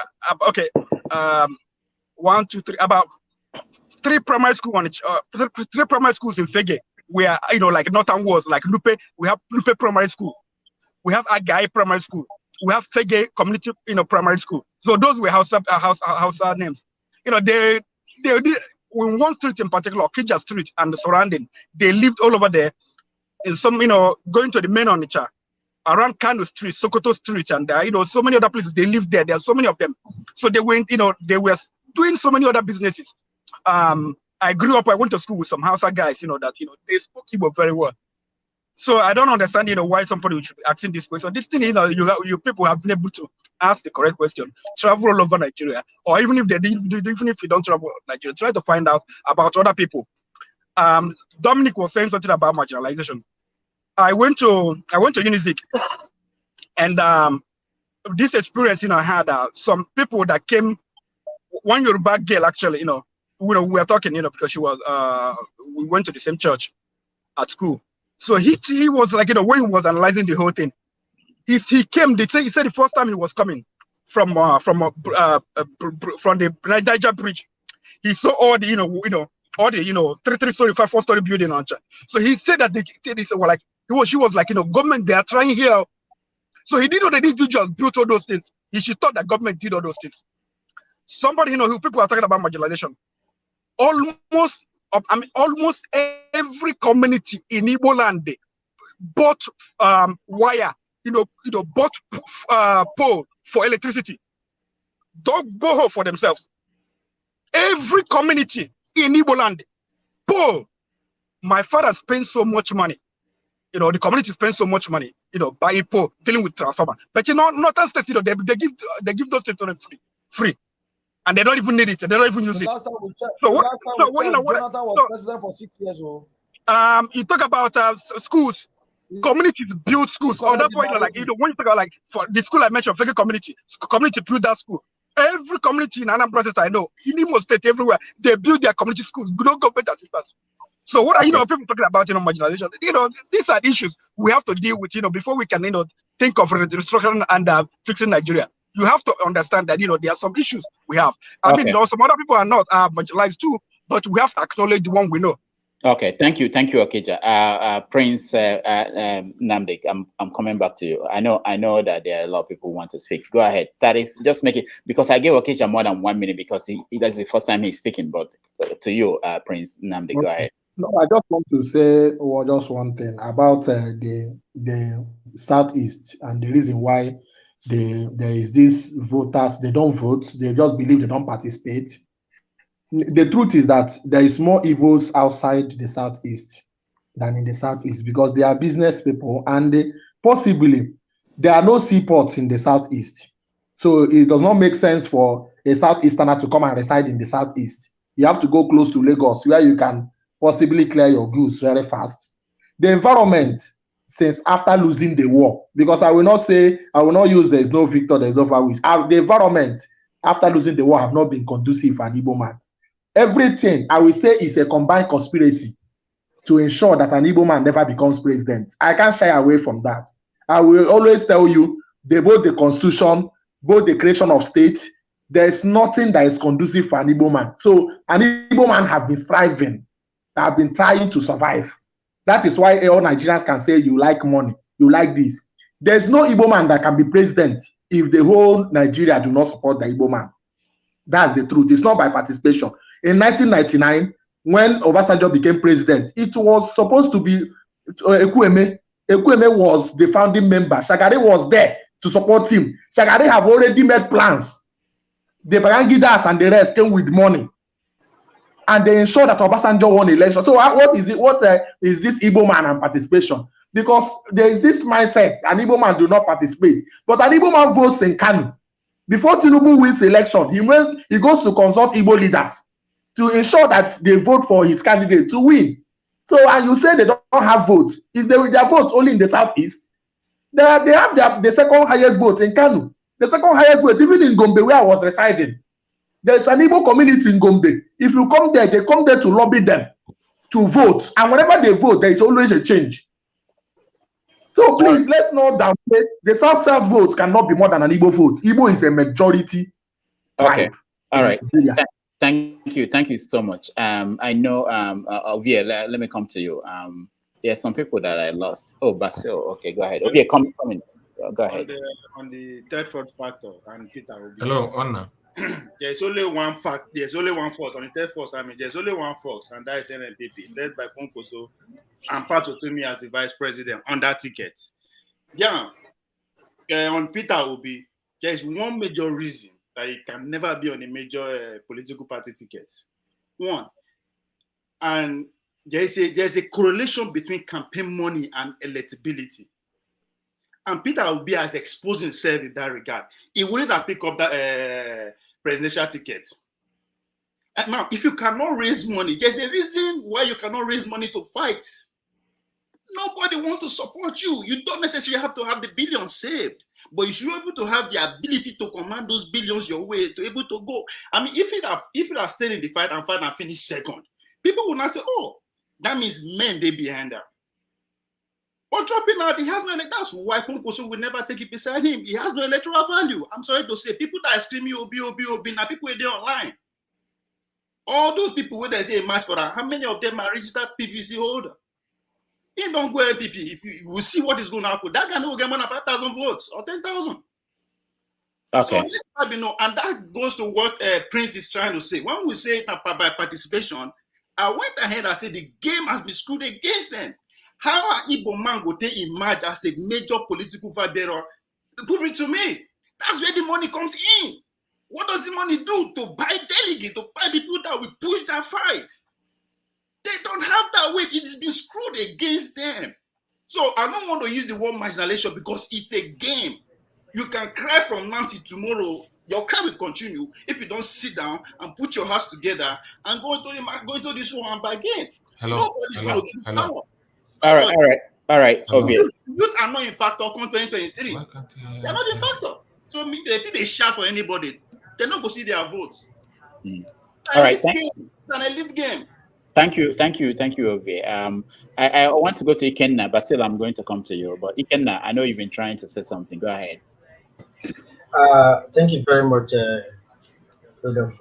I've really heard everything that has been said and debated here. It's quite interesting. I'll just hit everything I want to say on the head. First, I want to say that in terms of marginalization, I try to understand the meaning of what marginalization is before I can make a deliberate contribution. And two words about marginalization is what insignificant. When someone says you are marginalized, that means you are insignificant. That is one. And the second one is you are peripheral. That is you are of low value. And the question I want to ask is: are Igbos insignificant in Nigeria? That's one. The second one is: are Igbos peripheral? That is two. And I don't think that's true. What I see in the Nigerian contraption is a deliberate intention, not to allow. Okay, go ahead. Yeah, I want. What I see is a deliberate intention not to allow an Igbo man participate in terms of general affairs, in terms of central affairs in Nigeria. Because the thought of an Igbo man is ignited. The thought of an Igbo man is electrifying. The thought of an Igbo man is challenging. The thought of an Igbo man is competitive. And the question is, our brothers from the north, can they stand it? I will stand tall to say no. So for an Igbo man not to be president, it's not because Igbos are not participating. That's not true. I don't believe that. It's not because Igbo mans are not politically oriented. That's not true. I don't believe that. It's because there is a deliberate intention for an Igbo man to be in the center when it comes to decision making. 5 months ago, Sibanjo visited visited IBB, and IBB made a very remarkable statement in terms of Sibanjo. Now, if you look at the people that have led, I want to use the word led, I don't want to use the word rule, because it's democracy like we think it is. The people that have led Nigeria from 1999 to this present time, to me, they are puppets. They are puppets. Apart from Obasanjo, I want to say apart from Obasanjo, in the sense that Obasanjo's emergence as the president was an arrangement just to compensate for MKO Abiola's death. Now, after Obasanjo, look at the presidents have emerged. They are perfect. And let's not forget what Dele Momodu said about owners of Nigeria. These are people who make critical decisions in terms of political affairs in the country. These people must not be ruled out. The issue of third force, I don't think Nigeria have grown to the extent of establishing a third force that can change the system, the rituals going on in Nigeria. We have not reached that. Okay. Let me just finish up. Thank you. Ikenna, thank you so much. Basil, I'm coming to Dominic. Basil, welcome to the show. Thank you, Dr. Damages. Thank you, participants. I know you've been listening and you've been patient enough. What is your contribution? Please make it 1 minute so that we can get to other people and get their views. Please. It baffles me when you say 1 minute, when you know I have been watching. you always push me to the corner. Make it difficult for me. You use 30 minutes to complain. You already use 30 seconds to complain, and you have 30 seconds left. I'm going to get a timekeeper who will be ringing the bell for everybody very soon. Go ahead. Yes, thank you for the opportunity, my brother. Like I have always said, our problem is our leaders not telling us the truth. And until we decide to tell ourselves the truth, even when they refuse to tell us, we are going nowhere. When the evidence is very clear to everybody, and somebody will stand on that to tell us a contrary view. So I wonder what they want us to do. We are seeing something, you are telling us something that is different from what we are seeing. I don't know where to start, my brother. Like I would say that Nigeria is not ready to start, to cultivate a genuine nation for our children, not for us again. We are already gone.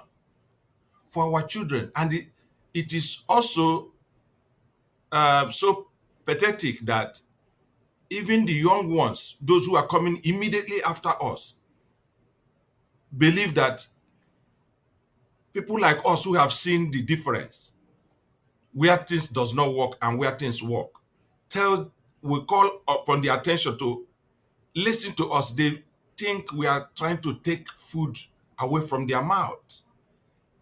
Now, that is the immediate one they could have eaten. Until they decide to join us, to shun or bring down this nation called Nigeria with the people who are there now, bring it completely down, start from beginning, nothing will happen. Okay. All right. I'll come back to you, but Basil, let's Short Life, welcome to the show.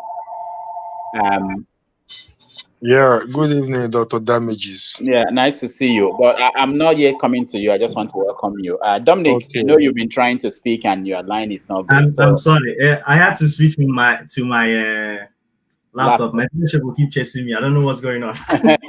You said something. Obi, are you? Okay. Right. I apologize. My coming on here was more of like, not only are we analyzing the politics of what's on ground, but also trying to offer solutions and ideas so we can kind of enrich others, as a political mindsets. The first thing I wanted to mention is I am not apologize for sparking a conversation. Yeah? I said, don't apologize for sparking a conversation. Okay. I am not a tribalist. I'm only making comments based on what I have noticed growing up in Nigeria and being here in the States and seeing that huge difference. I talked about I talked about psychological and infrastructural or economic marginalization. The one mistake I think a lot of us Igbos make, and some people make too, is they think because we're not included in politics, that is marginalization. No, I think the fact that Igbos are not so entrenched in Nigerian political mindset is only a symptom or a reaction to that marginalization. It proves my point that we are marginalized. If you expect an Igbo man to play dirty politics or get into power just to be able to develop his own area, I should be able to stay in Nigeria and reap the benefit of Nigeria without me needing an Igbo man to take office. So I think it's a distraction for people, for Igbos and Ohanese to keep talking about we need an Igbo man to become president. We have House of Rep people from the Southeast. We have senators. Yet they're not able to bring forward development because all they care about is their pockets. So I want us to separate political involvement with marginalization. They are two different things.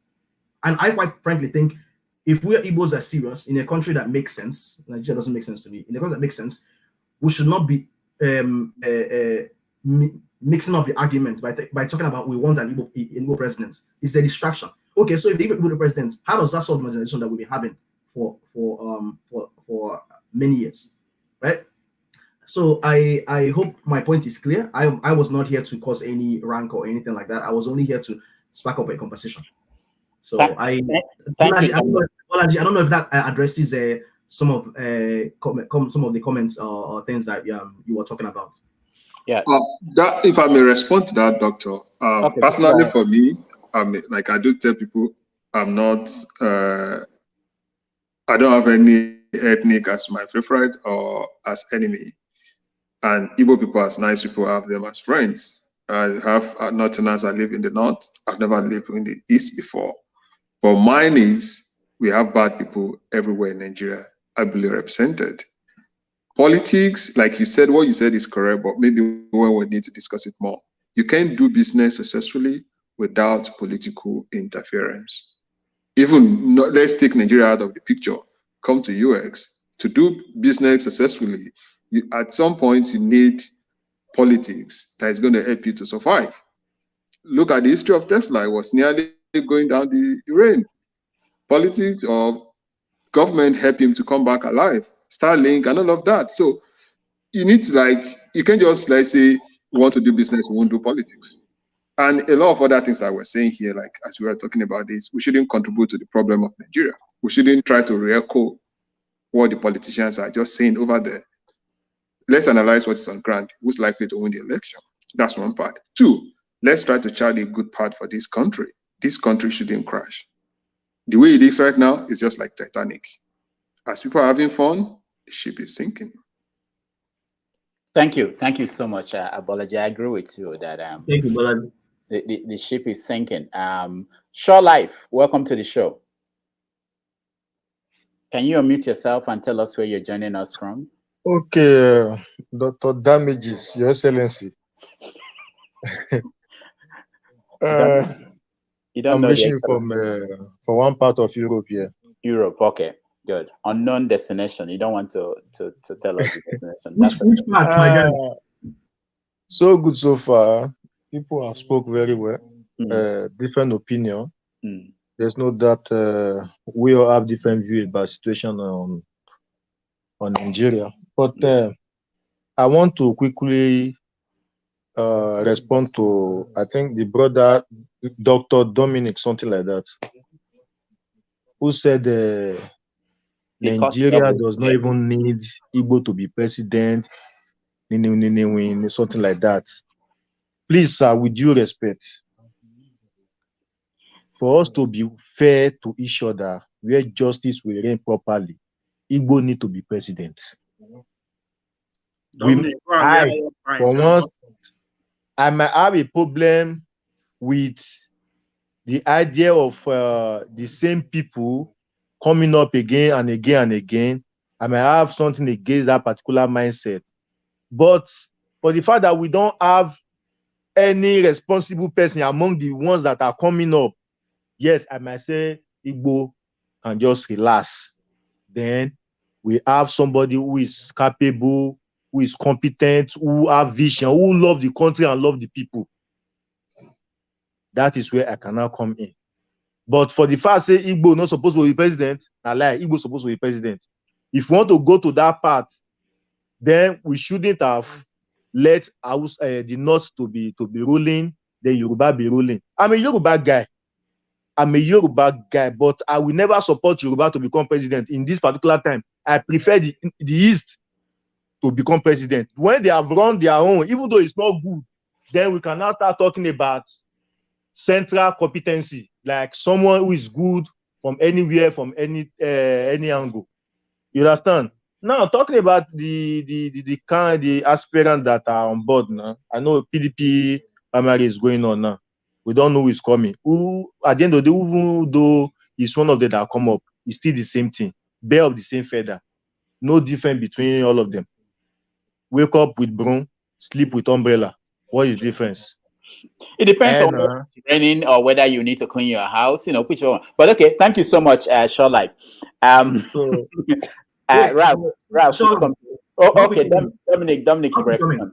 Okay, Dominic. Short Life, I don't, as an Igbo man, I would love one day to see an Igbo president. I am not against an Igbo president. All I'm saying is we shouldn't need an Igbo president for us to solve that marginalization. I think talking about Igbo presidency at this time is a distraction, because all it's meant to say is to sweep under the rug all that talk about marginalization. Why do you think IPOP came into being? Why do you think all this rancor is happening in the Southeast? There's a deep-seated problem which a lot of people, instead of analyzing it down to the fundamentals and the main issue, they are just brushing it with a simple brushstroke of, okay, you want to get him a presidency. That's the reason why you are talking about marginalization. No, it has nothing to do with that. All right, thank you so much. Let me bring in. There are new people who are trying to have a say. The priest of peace. I forgot your real name, but tell us your real name. And I know you are somewhere in America. Go ahead. Yeah. Dr. Damages. This is my name. Okochukwu. You hear me? Okochukwu do no Igbo. The prince of the priest of peace. Yes. Okochukwu. Okay. So yeah. I am a priest. So I would love to go with this one. Okay, good. Yes. So we are talking.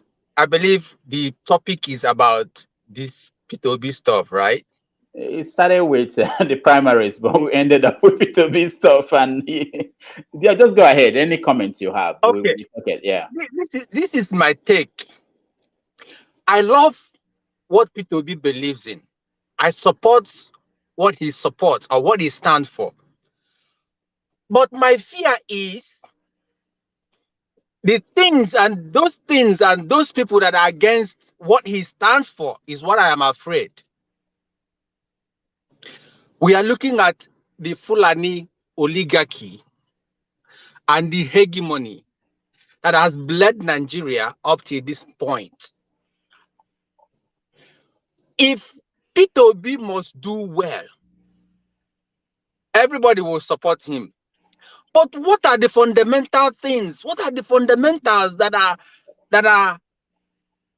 should be the bedrock for Peter Obi doing well if he becomes the president? Because I tell you, these people will not allow him. Peter Obi went to Downing Street. We saw it on video. He went to Downing Street. He met the Prime Minister of Britain. Nobody knew what he went there to do. Maybe a courtesy visit, or maybe discuss about his presidency or his ambitions and all that. Good and fine. But the fundamental thing is this. Let everybody understand this. If we do not have a people's constitution, you live in America, you live in New York, I live in America. But there was a foundation that made America what it is. Sometimes when we associate or when we like to reference America, okay, look at America. America is this, America is that. When we reference that, it makes me angry because we do not even understand what we are referencing to. America has been here for more than 250, almost 250 years. They have a foundation that led America to be what it is today. And we are referencing America. We borrowed most of the things America believed in, but we are not practicing it. We can't even practice it because you know why? Number one, we in Nigeria, we are a tribal society. We have to understand that first. For that to happen, there must be what I call a brotherhood agreement. Every ethnic nationality must come on the table of brotherhood and give what I call a people's constitution. That is what made America tick.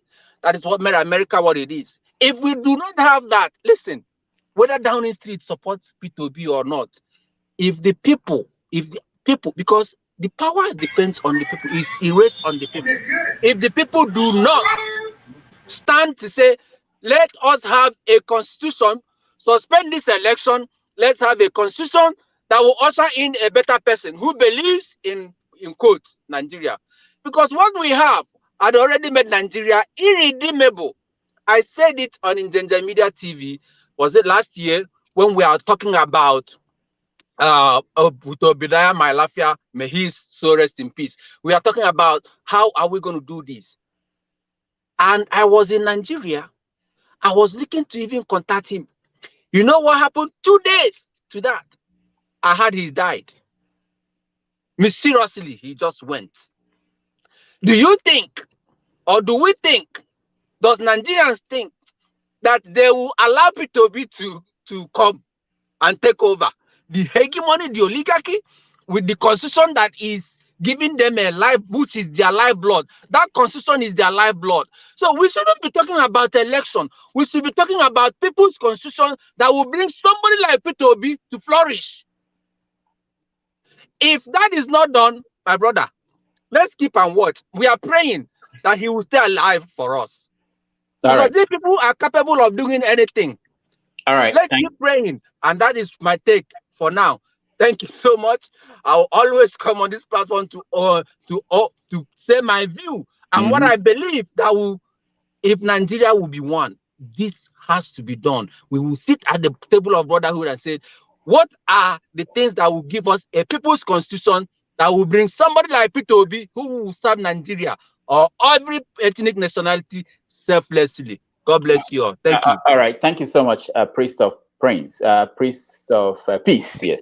Exactly. All right. Let's go to Ijoma. She just joined us. We have not heard from a female member. So Ijoma, you have the weight of all the women of Africa on your shoulders. So welcome to the show. Okay. Yeah. Tell us where you're joining us from, and then you can air your view. You have to unmute yourself, Ijoma, please. Sorry. Okay. Can you hear me now? Yeah, we can hear you. Okay. Good afternoon or good day, everyone. I'm speaking from Germany. We say Guten Tag. Okay. I've been watching this program. I was on the show the other time. Quite interesting, Dr. Okonkwo. I will praise you for your efforts for organizing such a platform that can give everyone a say or a view, or the others to to listen to what the other one is saying.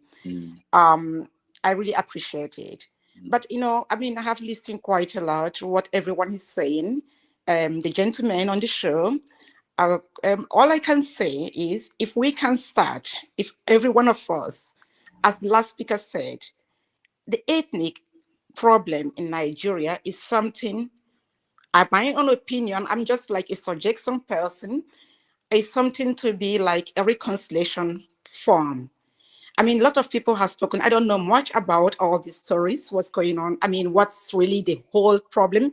But what I'm saying is what I'm getting from the media, or getting from guys like you, and some people on social media, what they're contributing.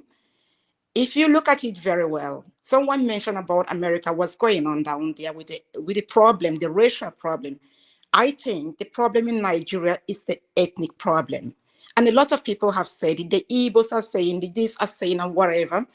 But if the people like us, those of you guys who are in the diaspora, I would say you have seen it in a different way, and you know things can work in a different way.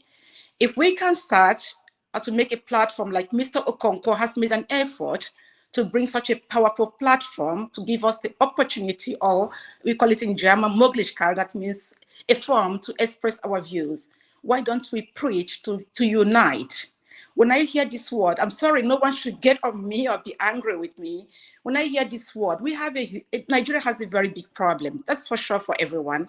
But I think is in every country, look at Rwanda, with all the massacre, the differences, the Hutus and the Tutsis. But they started with a reconciliation forum. In South Africa, Nelson Mandela went into reconciliation. In every society, there must be a problem. And Nigeria is an example of it, because all these ethnic groups, if a Hausa man, a Yoruba man, an Igbo man, we come together and say, let the past be the past. Let the war, whatever, the civil war, the Biafran war, let's put it aside. Let's see how we can progress. If you don't solve that problem, you can move forward. This hatred, people are calling for what they call it, separation, agitation in a very negative form. Of course, all of us can agitate, but in a very positive form. So that's going to start from you, Ms. Okonkwo, all the people on the stage in your platform, and person like me. If we're going to start this way and put all these differences aside, and the political people in Nigeria, the fellow common Nigerians, those left at home with sufferings and poverty and everything. But if you listen to these people, I'm sorry to say this, always the same case. We are deprived. We all know this is a fact. But my point is, how can we move forward? How do we do that? You look at all ladies and gentlemen in the diaspora, everyone is calling all this, calling what has happened. It is an Tatzaha. It is passive. That means it happens. But we have to move forward. How do we go forward? And let these differences put it aside. That will be a powerful thing for all of us to contribute and to move this nation forward. It's a beautiful place. I've been there. I mean, I've been over, far away, whatever it is.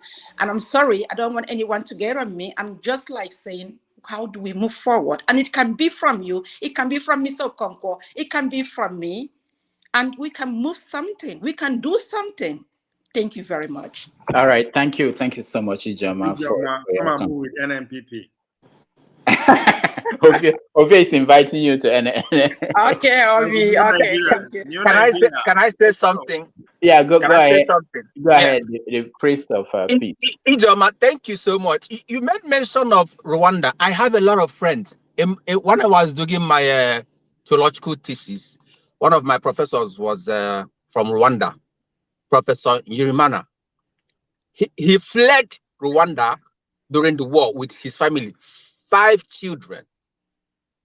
He fled. He came to Nigeria. He tutored me, and he said a lot of things about Rwanda. Now, let me say something about the ethnicity in Rwanda. They are only 2. They speak the same language, they have the same culture, but they have different names. Tutsi and the Hutus.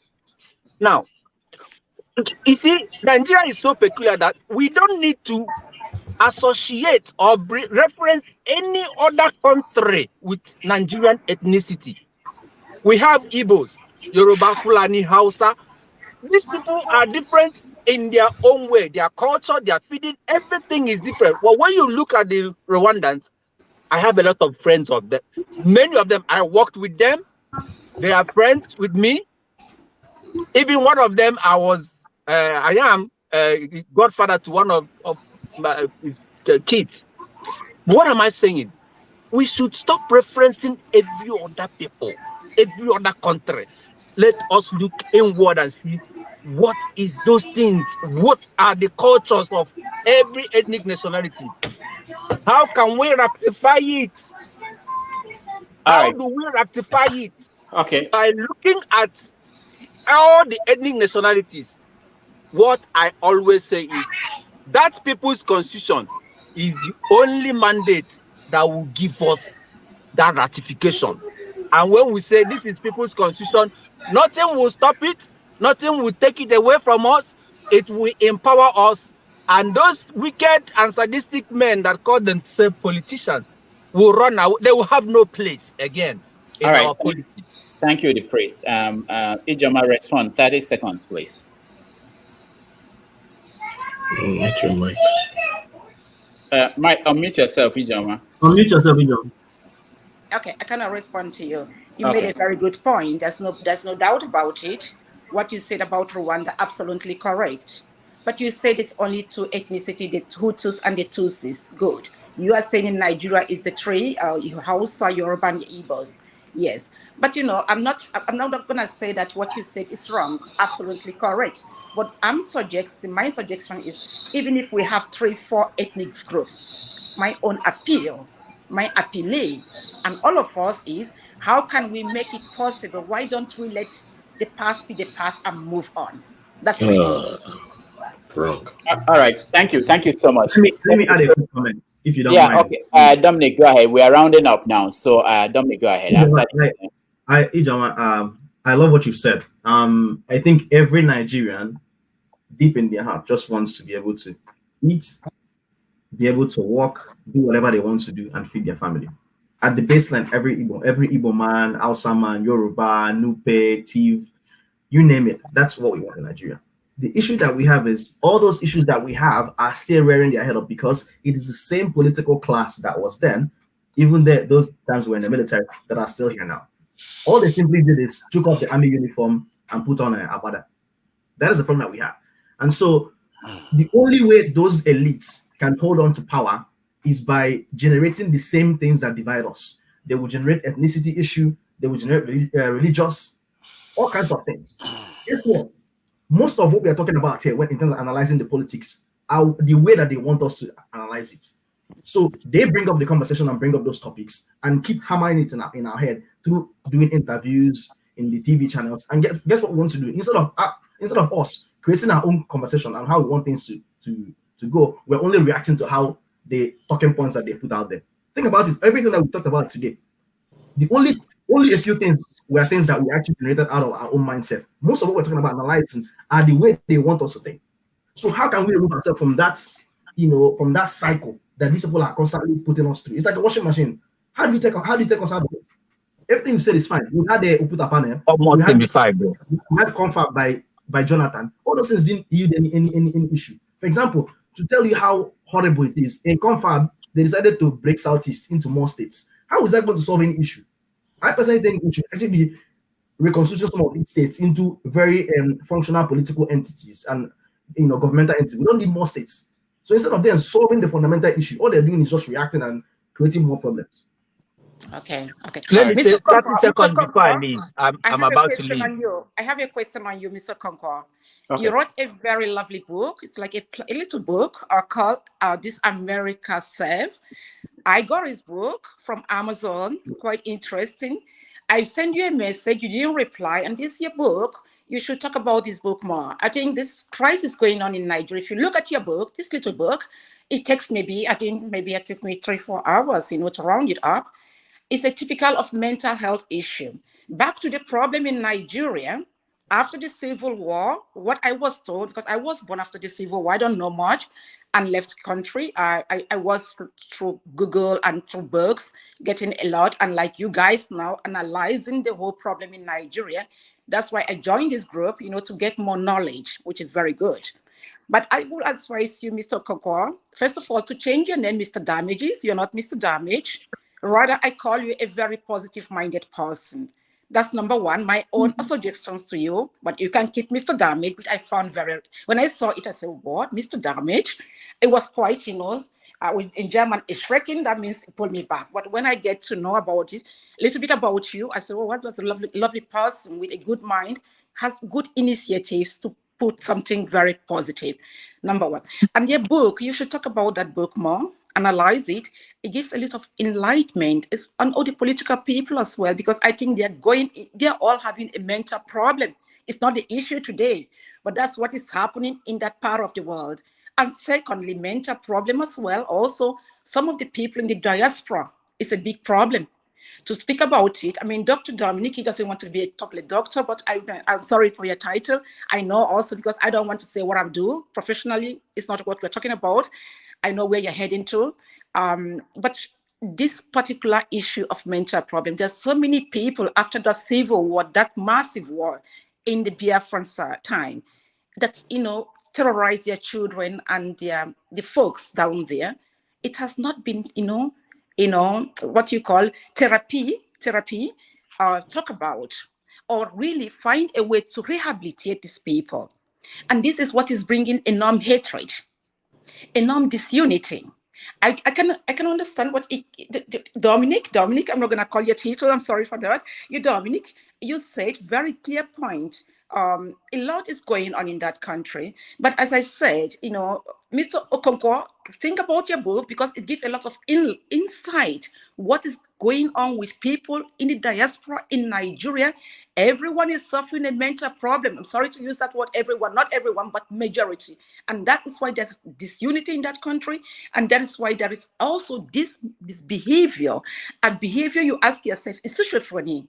I know my profession, I know what I'm doing, but I don't want to, speak about it, but there's a lot going on. I would appreciate you to analyze your book, and thank you very, very much. I got to go. Thank you, all of you, and take care of yourself, and bye-bye for now, okay? Thank you so much, Ijoma. We appreciate you. Okay, 30 seconds. 30 seconds before I leave.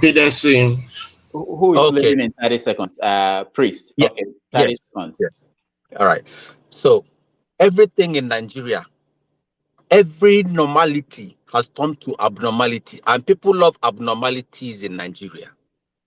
It has become normal. Every abnormalities has become normal in Nigeria. That is one. Number two, Rwanda took away ethnicity, Tutsi and Hutu, from their dictionary. Everybody is a Rwandan.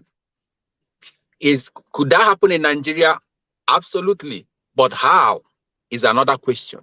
Because if we do not bring the issue of ethnicity in Nigeria and something that will back that up, it is not going to happen, and we will continue to be where we are. We will continue to take every abnormality as normality in Nigeria. So the point is, for us to get where we need to be, there must be a table of brotherhood where we will discuss Nigeria and the fundamentals of where we want to be. Thank you so much. God bless all of you.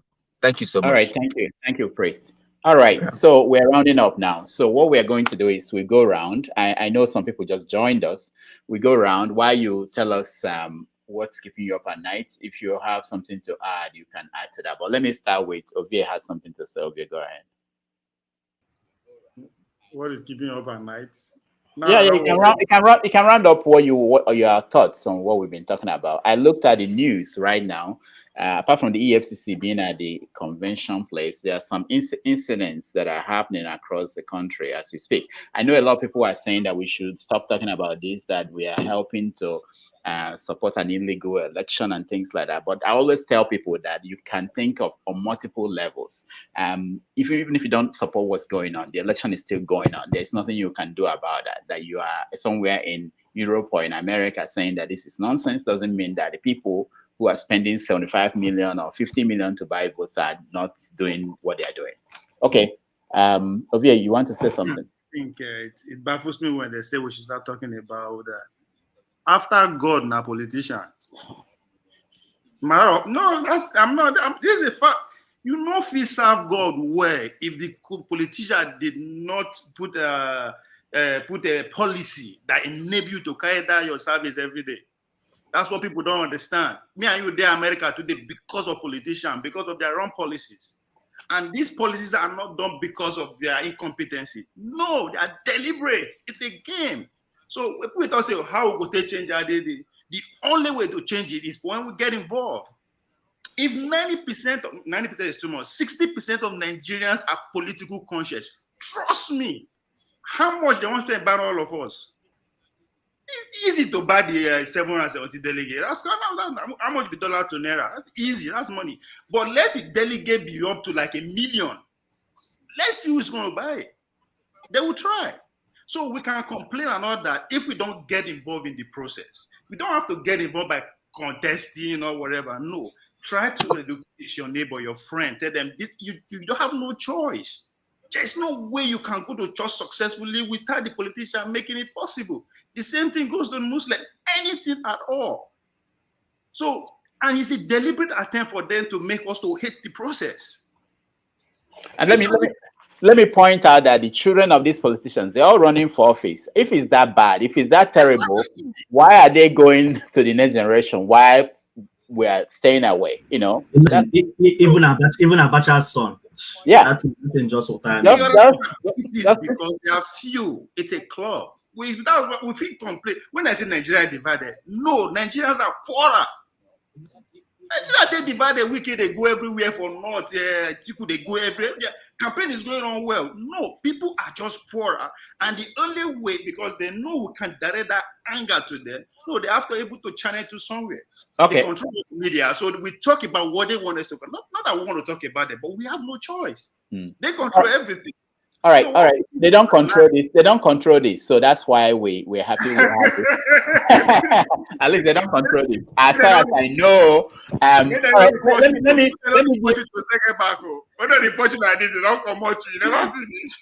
me give a minute to Victor, forefather. I think there are some people I have not heard from before. Victor, especially on forefathers.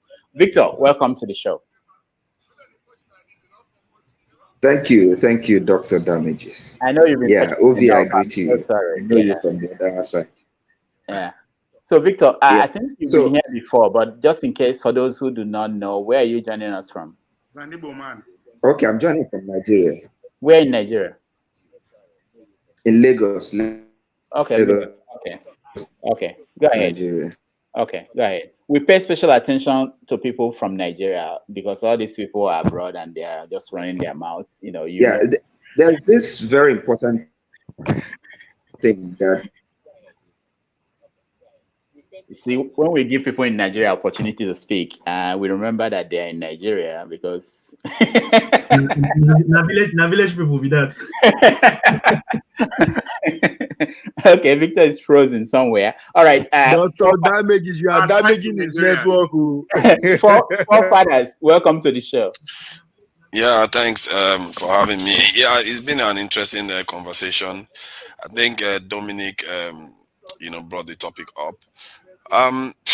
About the Igbos, I believe that what has happened in Nigeria is that the Igbos have this thing that I call lack of political Yeah, leadership. there is In this terms of very their leadership important is problematic. I'm sorry. thing I I want us have to meet you, Victor. it's- Victor, let him finish, and then you can talk. Okay. to try.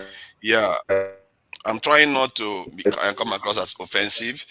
I feel like the Igbo people have been served badly by their leaders because the statesmanship that they display often results in tribalism.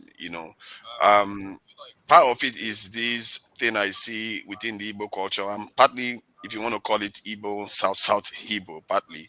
Um, what I see is they behave like Abel because the story of Cain and Abel, people don't understand it fully well.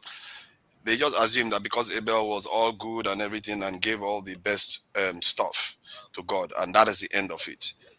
In the end, he died. And Igbo people tend to behave like that. They don't understand that you have to relate to other people. You have to understand how you fit with other people. They are great. Igbo people are great at everything else other than how they relate to other people. And the pattern is not only in Nigeria, it happens in South Africa, Dubai, everywhere you go. They progress very, very easily. They have this ability to create. Abel was able to create. Who inherited the world? Cain. So that political aspect to relate to other people and gauge the way people see you is something Igbos need to keep an eye on. Personally, I would have felt that Igbo will have some kind of organization just to monitor that and to relate to other people better. Because if you look at the Yorubas, what they played in Nigeria is a very, very clever hand. They don't take sides. And guess what? They've gained moves from Nigeria. They've got Lagos, they got all the kind of industries sprouting up in their region. The big seaports that should be in the south and regions are all in these Yoruba areas because they know how to relate with others more easily. So that lady Ijoma spoke very well. I think what the Igbos needs to learn from is that first of all, they need to understand how to move away from the past without necessarily divorcing themselves from the past and ask for things in a positive way. That's a very, very powerful point because all Nigerians will support them. All Nigerians are suffering. Why won't they support the Igbos if the Igbo want a seaport or they want an international airport or they want something that they need for their people? They will support them. So I feel like that point it cannot be overstated. In the case of Nigeria itself, tribalism. Somebody mentioned why the Rwandans, did away with ethnic groups. This is what I keep saying. Africans, what we think is happening right now, the failures of the past will come and bite us if we keep letting tribalism be a problem. Because sooner or later, you get signs of things like that happened in Rwanda where they made it illegal to declare your tribe. Or we move towards China where they did away with all their past. They destroyed their religion, destroyed their cultures, everything. They did away with it. The Russians did the same thing. Because when a group of people are being attacked and failed by a system, sooner or later they will rebel against that system. And you see leaders that will emerge and say, you know what is the greatest problem against this country? If you ask most of people, you will say tribalism, religion, and all the rest. And if a leader comes up and champions that, you'll be shocked the people that follow that leader, and they will kill for that leader. And that is what happened in all those countries. Look at Rwanda, how many people that died. That is something we have to watch out. When we have tribalism, we have religion, it's a beautiful thing. But if we take it for granted and just say, okay, let's just keep playing tribalism. We tried to pass hate speech law about 2 years ago. Nigerians campaigned against hate speech law. Who campaigns against hate speech law? Almost every civilized nation has it because it's part of what keeps the nation together so that they don't keep tearing each other apart. All right. We have to start healing our country instead of looking to divide. So I just thought I should add that. And the Igbo people should keep that in mind too. Thank you so much. Dr. Chidi, welcome to the show. Hey, thank you, Dr. Damages. I won't be long. I just wanted to address some of the comments I had in the course of this conversation. And the last speaker, I think his name is Forefathers, said the Igbos should know how to ask. I take offense to that comment. How are the Igbos asking? How do we have to ask in order to get treated fairly in Nigeria? So how are the northern people asking? Are they asking differently than the Igbo? So I take offense to that comment. Number 2 point I want to make is I think the priest that spoke earlier spoke eloquently about addressing the constitution of Nigeria. That until we get that constitution right, everything else, in Nigeria, will be unsustainable. So my question to everyone on this panel is, how do you fix the broken constitution? How are you going to accomplish it if those that are benefiting from the current constitutional arrangement, do you think they will just lay down and just have you address the constitutional issue? That's the question. Because if the constitution is the problem, and we know what the problem is, that it has to be addressed, how do we think those that are currently benefiting from the current arrangement, how are they going to allow us to address the constitutional issues? And until we answer that question, I don't think we are going anywhere. And there's no country, just finally, there's no country that have addressed their constitutional issue that hasn't required some kind of pressure brought to bear in order to have that accomplished. Thank you. All right. Ola, will come to you. The first hand. Can I make a quick comment on that question, or you want me to shut up? Yeah, Dominic, go ahead. I think there are 2 ways that you can have, a couple of ways that you can do it. One is the utopian view, which is everyone wants what is good. All these people that are in power will increase those powers, and we come to the drawing table and we make up an agreement and everyone follows it. That is the utopian view. That will never happen in the Nigerian situation. The second situation is through a revolution where there is shedding of blood, and hopefully that does not happen. And I don't ascribe to violence, and I don't agree with that. The third one is through very careful means. Look at what happened in the United States, and I'm not comparing US with us. The Republicans, little by little, were changing the system. They got Trump into power. Even people that didn't like Trump got him into power. How many judges did he get? 2 or 3. And look at how we tipped the balance. And now, a law which has been in the books since the 70s, Roe versus Wade, which is supposed to guarantee women being able to have abortion, is now being about to be overturned. And nobody believed it was going to happen. So little by little, people didn't know what's going on. All of a sudden, it kind of reared its head in the last few weeks. And I think that is the way that we have to talk. So you have to, I don't agree with the point. You have to get dirty into Nigerian politics, even though I don't agree, and work little by little to elect someone like Peter Obi, little by little to elect people in the Senate, in the state Senates, and in the National Senate, and in the National Assembly.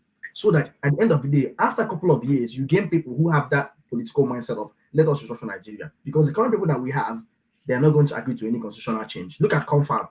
Which of the confab points have we put into none?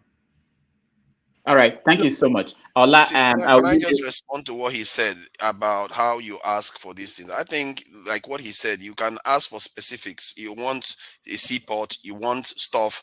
But when you start talking about breaking up the country as an alternative, then you are bringing the specter of the civil war back, and I don't think it does Igbo people any good when people keep bringing that up, because that just puts people back, this in defenses up, because they feel that you are reacting out of trauma, and if somebody's reacting out of trauma, is that the best time to listen?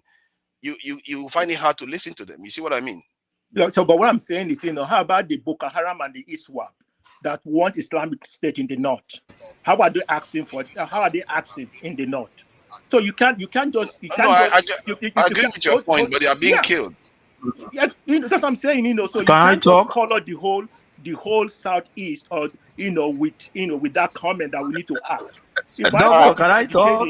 Okay, hold on. I just say you should ask, actually. I just say you should do. Not necessarily ask. Okay. Ola, go ahead. Ola, go ahead. Okay, like I said before, we will keep beating about the bush if we keep doing things the same way and we're expecting to get a different result. The bottom line, like I can agree with some of the participants in this forum, the bottom line is the Constitution. The Constitution is what has created the situation where we keep talking about marginalization, where we keep talking about ethnicity, where we keep talking about religion. Yeah, like I said, we will keep beating about the bush if we don't address the Constitution. Go ahead, Ola. Go ahead. I know there is feedback. I don't know where it's coming from. It's not from me, and it's not from anybody here. Go ahead, Ola. Are you still there? Yeah, okay. I think can Raf talk? Raf, you haven't said anything. You just listen to us the entire time. Yeah. Now we're rounding up. We've been here in the next 5 minutes will be 3 hours. So let's round up. I'll start with you, Raf. Tell us your final thoughts and what's keeping you up at night.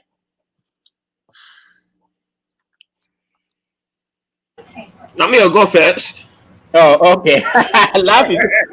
Because you ignore me all this time, so let me go last. So no. Okay. All right. I'm so sorry. Everybody's angry. All right, Bolaji, go first. Okay. I'd like to go first because I'd like Raf may respond to some of my comments. Okay, good. And I'll use my time judiciously. Please don't stop me. Okay. At the beginning, he made some comment about Jonathan, like saying he would have been a better president than Buhari. I do have the same argument with my wife and some of my friends. One thing that Nigerians don't understand is Nigeria is just like a rotten apple. And you are saying that, oh, this apple was better like 3 days ago than today. You don't realize that. I just like to say, Ola, hold on. Go ahead, Bolaji. So that's just my comment on that. So Nigeria is just like a rotten apple.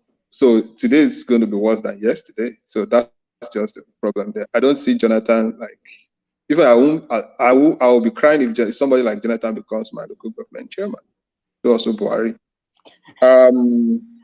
Yeah, we need to be frank with ourselves. I don't see, because there's some things that I always tell people, this is my own philosophy. There are some people that they don't know what is good.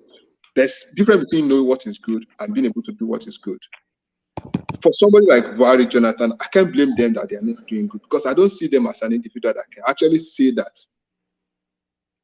Boom. Can you hear me? Yeah, we can hear you. Go ahead.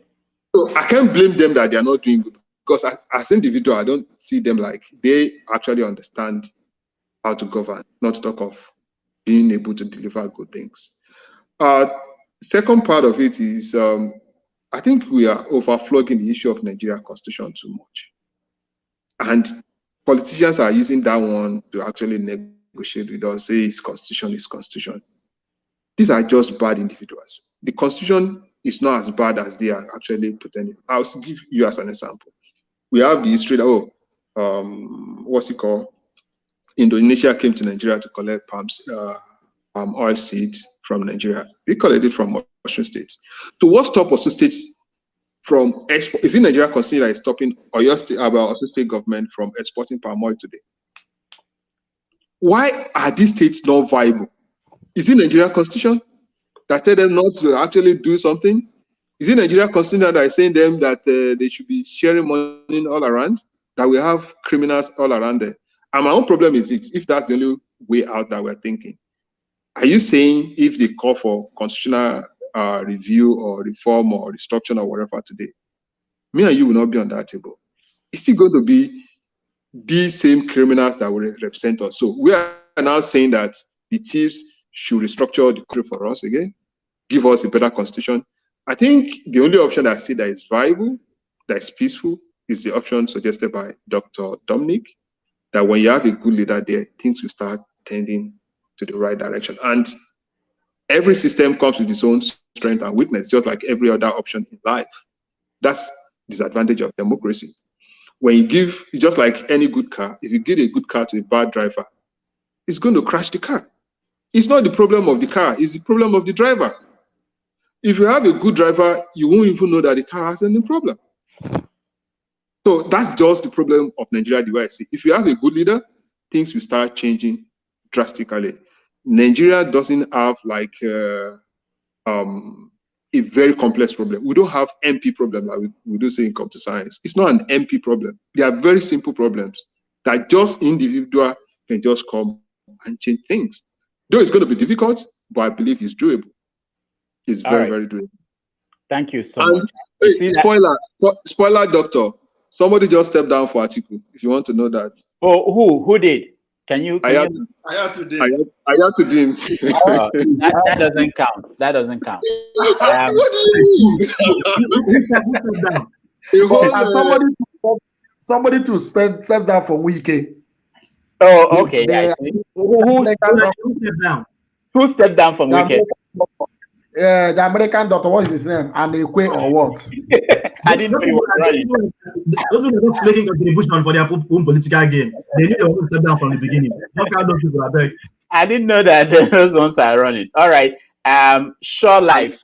If I may be explicit, say, Oshomole is going to slow down for Tinubu. Oh yeah, the other side. Okay, yeah, that one is expected. Yeah. There's something Oji Zokalo did. He actually won the primary for Senate. Oji Zokalo, which he wants to become the Senate president. If everything, he will get. Which is interesting. He will be good. Yeah, I say he will get it. Okay. Good. All right. Oh, okay, he'll get it. Okay. All right. All right. Short life. Round up for us. 1 minute.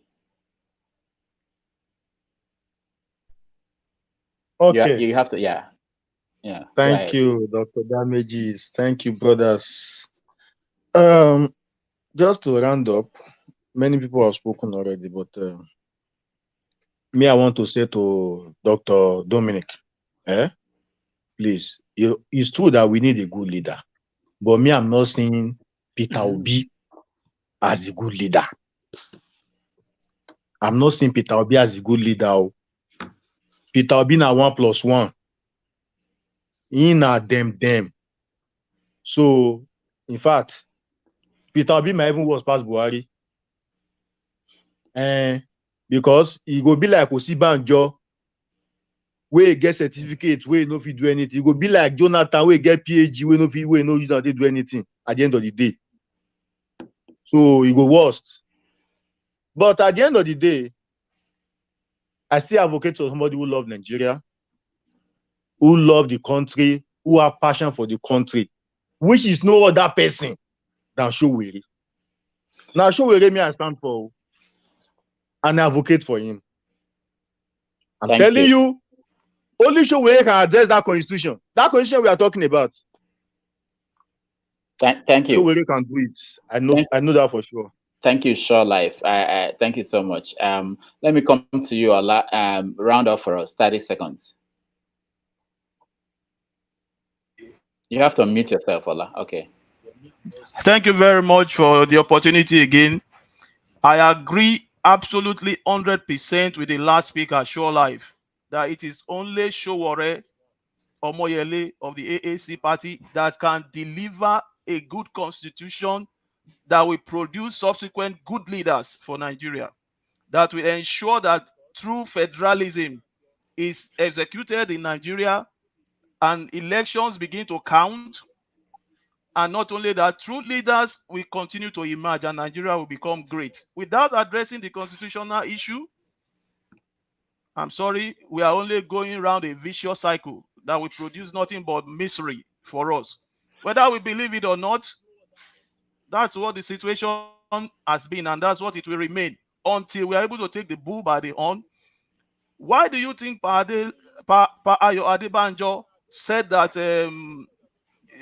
Yorubas will support Peter Obi for president? Because he knows that the constitution, Buhari has not agreed for the constitution to be changed. Neither has he agreed for restructuring. All right. Ola, thank you so much. We appreciate your contribution. Let me come to you, Prince, Dr. Prince Namde. round up, please help us to round up your thoughts. Okay, about two things bothers me and keeps me awake at night. Mm-hmm. So one is the dollarization of PDP convention, and I believe that the National Working Committee of the PDP, they lack strategy, and I don't even I even think that PDP is even working. Most of the contestants are working for the APC. They want to still remain in opposition, and they have been an opposition without making any impact. They never opposed anything. It bothers me a lot, actually. Even if Peter Obi is not going to win their ticket, I believe he's an asset in PDP, and they could have done everything to make him stay if he's a man for the future. Because as I talk to you, PDP will not win any Southeast state. Even if Wike let him hijack all the governors, they can never deliver any Southeast state. I'm very sure of it. I'm still saying that because I have been a card-holding member of PDP in 2003. I know how it works. With Abaribe, with Ekweremadu. Yeah, exactly. Prince, I wanted that we have not touched on that, and it's very important. I think the fact that Ekweremadu and Abaribe are leaving PDP. What impact would that have? Yes, it will affect. See, Ekweremadu had been vocal about the marginalization of the Igbo people. In fact, the youths in Igbo land sees him as a second Nnamdi Kanu.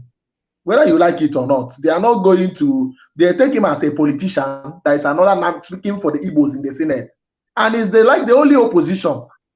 There is no way the Igbo with his bad government, he never delivered any dividends of democracy. There's no way he's going to deliver Abia State to the PDP. It's not possible. In fact, APC will have a few days, even if in that part of Ojos or Carlos senatorial district, and the rest will be Abga. If Abaribe decide to contest under Abga.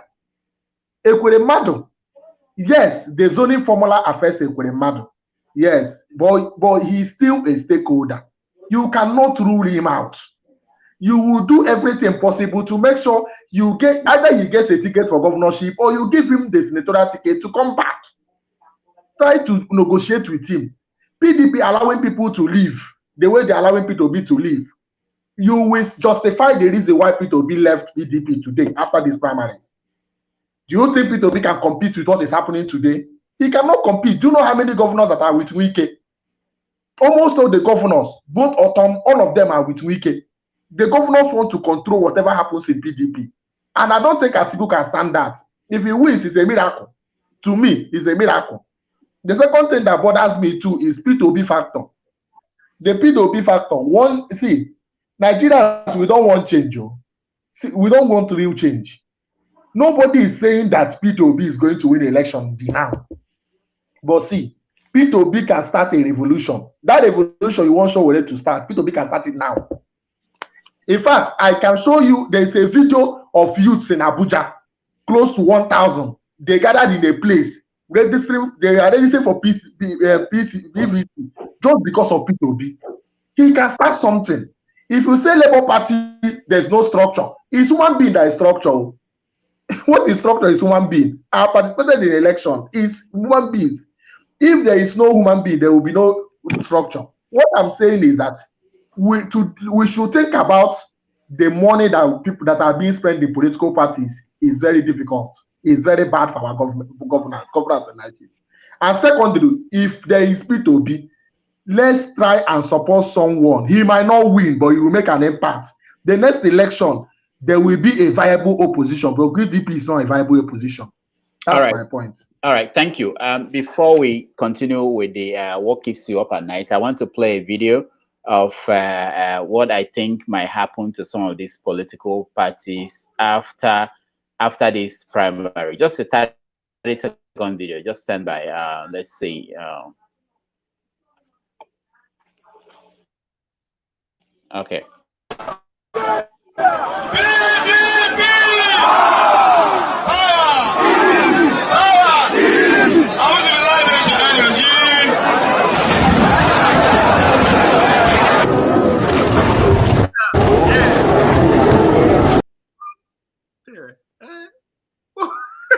All right.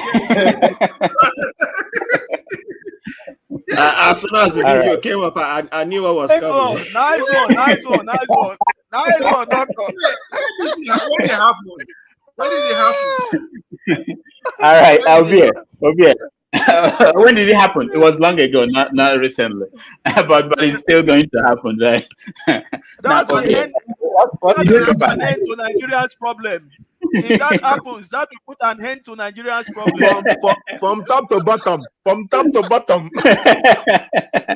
All right. And that's how the party just crashed. I lost So, the election. Obi, what's keeping you up at night? What keep me up at night? No big problem. As in a strategy planning, how do we stop?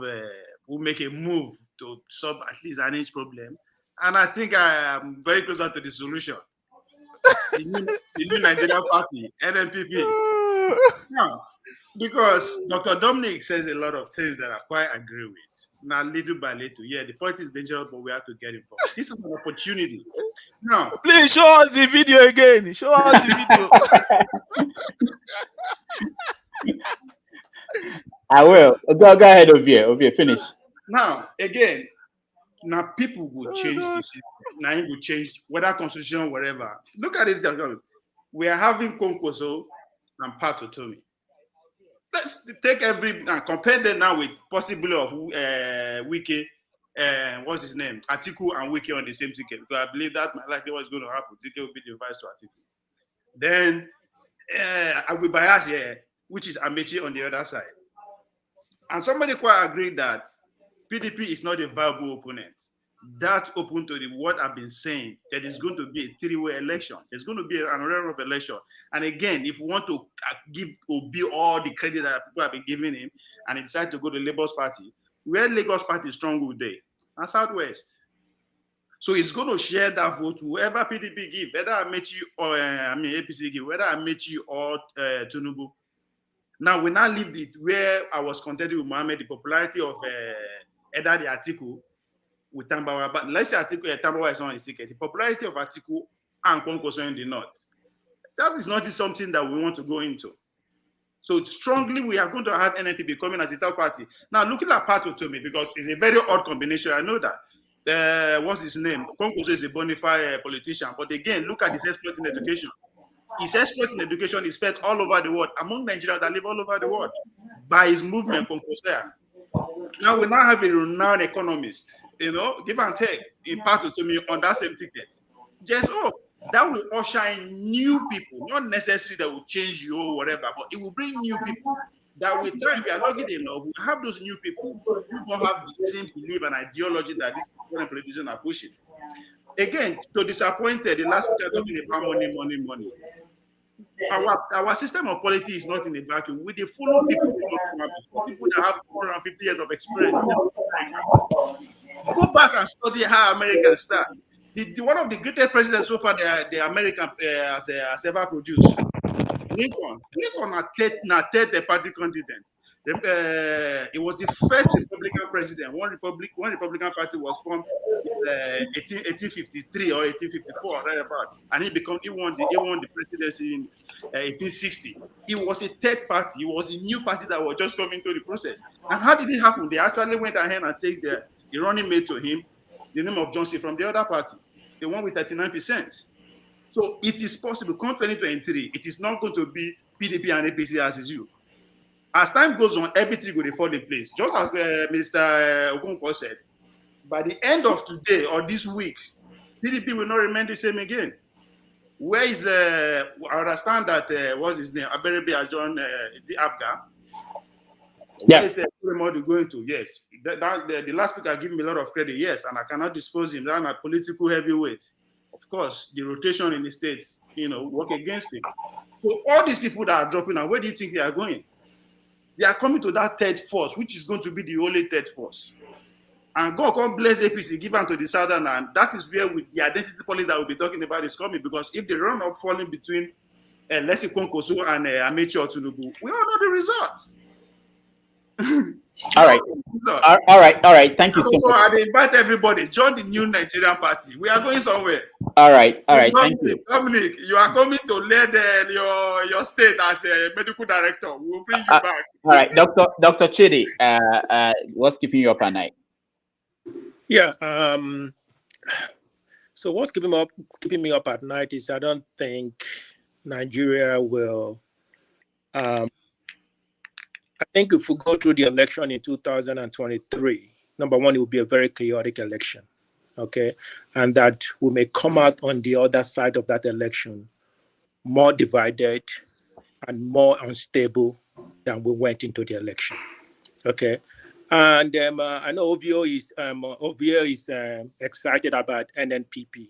That is the same excitement some of you guys had when Buhari and Oshibanjo was coming in.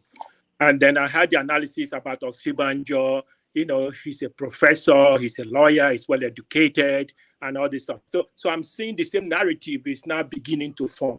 Okay, I'm still where I was earlier, that we need to change the foundation. You know, and I know Dr. Dominic, I think, said we can adopt the American system of doing it little by little. Trump came in, but America already had a functioning constitution. So Trump didn't come into a faulty foundation. The foundation was already there that allowed someone like Trump to contest an election and win. So that argument doesn't hold water. So I go back that we have to figure out a way to fix the foundation. So I don't think Kwankwaso and Party Twumi was part of Buhari's economic team, wasn't he? He was part of Buhari's economic team. Okay, so what has he done? He was part of the drafting constitution. Both parties actually, both PDP and he was part of the drafting constitution. Yeah, it's been part of this swamp that got us to where we are today. You know, so I don't think our salvation lies in these people. I think there needs to be a very deep conversation on how we change the the foundation of Nigeria, so that everybody has a sense of belonging. You know, everybody have the sense that they can contribute and move Nigeria forward. Thank you. All right, thank you so much. Forefathers, let me come to you. What's keeping you up at night? And use that to sum up your ideas. The one that keeps me up at night is I feel like our people are being doused with petrol, of division, waiting to be set alight. That's the one that keeps me up at night, and I try to stop that and contribute as much as possible to, enable our people to see a bit more. And we really need to start empathizing with each other. We never try to see from the other person's point of view. And that is one of the things I tend to observe with the way our people talk about other groups. We never really put ourselves in other people's shoes. If we did, we'll get somewhere. And we have to start having honest conversations. Because if we don't, only our enemies will cry for us and talk as if they care for us. That's what happens now. The UN talks about stuff with like, oh, good. The UN means us well, more than our own people. That needs to change. We need to start talking to each other, realizing that we have been together for thousands of years. These guys that we are listening to today, they just came around and they never left anything good for us. They enslaved our forefathers and colonized our countries and impoverished us till this very day. Many of them got $20 trillion in loans, 20 trillion in loans in the last 2 years. And what did Africa get? Nigeria's national budget is 26 billion. We are living in a sub-economy. These people treat us like children, basically like children. And when people are talking about going to the moon, and we are here talking about peripheral issues, when are we going to start growing up and realizing that we are part of the world and we need to take our place in the world? Nigeria is a very significant country in Africa, and we are having side discussions about this one being marginalized. All Africa is suffering right now, bleeding. Our children are suffering. We've been suffering for decades now, hundreds of years. And we just keep having this conversation over and over again.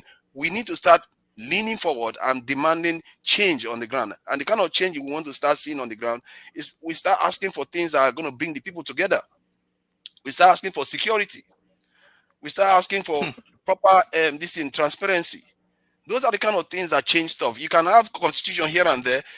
UK doesn't have a written constitution. They are literally making it up as they go. Like they're just dangling along as they go, and they look at what they are running circles around us. We are missing the point. Does any family have a fundamental rule? Nobody writes a constitution for a family. They know how to care for themselves because they empathize with each other. All right, We need thank you. to start thinking about each other as our own people, and that is going to get us forward. And let me say something about Peter Obi. Let me just see. I never thought Peter Obi had a chance. I don't know why people thought he had a chance. I think Wike is the guy to go for, and he is the guy that can cut across lines. He doesn't have to even go through these kingmakers that the people like to talk about. After all, Tinubu was a kingmaker, and you saw how his candidate was trounced in Edo State the other day. We have to be careful about thinking that all the names we hear in the media is what will actually come true. And because I think Wike has the capability and he has a charm. The guy is a great communicator. Jesus Christ, I've heard the guy talk. He's by far the greatest communicator in the competition so far. The other guy I rate highly that nobody ever talks about is Governor Ayade. That is the most empathetic of all of them in terms of accomplishment. I don't know what Peter Obi has accomplished that is beyond what Ayade has done. Ayade is a professor, he's a highly educated and has accomplished a lot. Something I feel like we miss the people that are actually gifted in the country. I believe those two, any one of them run that country, it will be better than the previous how many presidents we've had since we become the new democratic we had in the new democratic system. So we need to really start paying attention to who actually matters, not all the noise that we hear. I don't think Tinubu is going to make it anyway. If Tinubu makes it somewhere, God help us, we are in trouble in this country. All right, thank you so much, Forefather. Dominic, what's keeping you up at night? And use that chance to sum up your thoughts. Quick comment, Forefathers. I like what you said. The UK actually has what is called an uncodified constitution, which consists of the written constitution, which joined the Kingdom of Great Britain with Northern Ireland, and some of the unwritten ones. Basis of most of the law, even the American Constitution, is based on what they call the English law. So I think in that aspect, the UK is very nice because there's this spirit of allowing for progress and making changes. But in terms of the set principles, those things are written. In terms of what keeps you up at night, what keeps you up at night is I feel like a lot of Nigerians are traumatized without knowing it. We're desensitized to a lot of things. Someone made a comment of things that are abnormal have now become normal, right? Someone steals a tomato. Next thing you know, ordinary citizens that you think are sensible will set that person on fire, right? But the politician steals money. We're all gallivanting about praising that politician, even though we know that person is sharing money. There's a lot of trauma that are not addressed in Nigeria, and I talk about some of these things in the mental health stuff that we talked about last time. That's what keeps me up at night.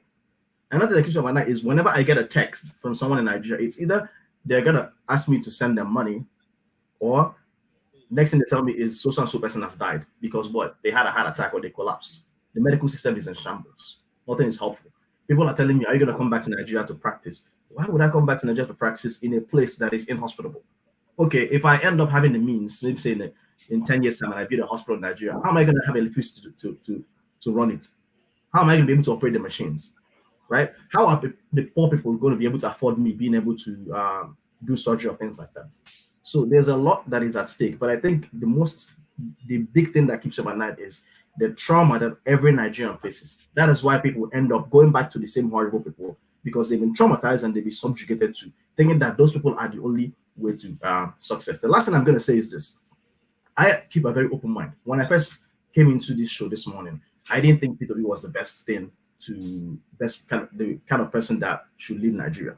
I think I'm living with the mindset of, if we cannot get someone that has, I'm not endorsing anybody, that has a mindset of revolution and do things drastically like Showore, maybe just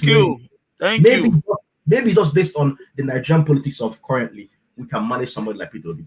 Sometimes you need to do things gradually. People are dying, I know that, right? But sometimes you may need to do things gradually. Someone who can get their hands dirty. Peter Obi is not perfect. There's been allegations of him enriching himself, even though he was investing in the States. I was talking to someone this morning, that person told me, isn't it better that you allow somebody to rule even though they're enriching themselves, but they're actually making progress in the state. Versus somebody who is bastardize the state and still eat the money. I prefer the former, right? So I think maybe Peter Obi is going to change his whole mindset, because for someone like him who has gotten a big political clout to leave one of the major parties and try to go to a second to a third force, I think may start to change the political scenario that is happening. I think my excitement this morning, in the last few days, has been that now we can actually start to hope for something that is like a third force. Someone like Shawari, yes, he speaks third force. I think he has what it takes to rule Nigeria. He's the kind of person who can make changes. But given the political climate now and how they will not relinquish power, someone who's already lying in bed with them, I hate to say that comment, who is Peter Obi, maybe can be the kind of person who can bridge us between going from the horrible Nigeria that we have now to moving into someone who has that revolutionary idea like Shawari.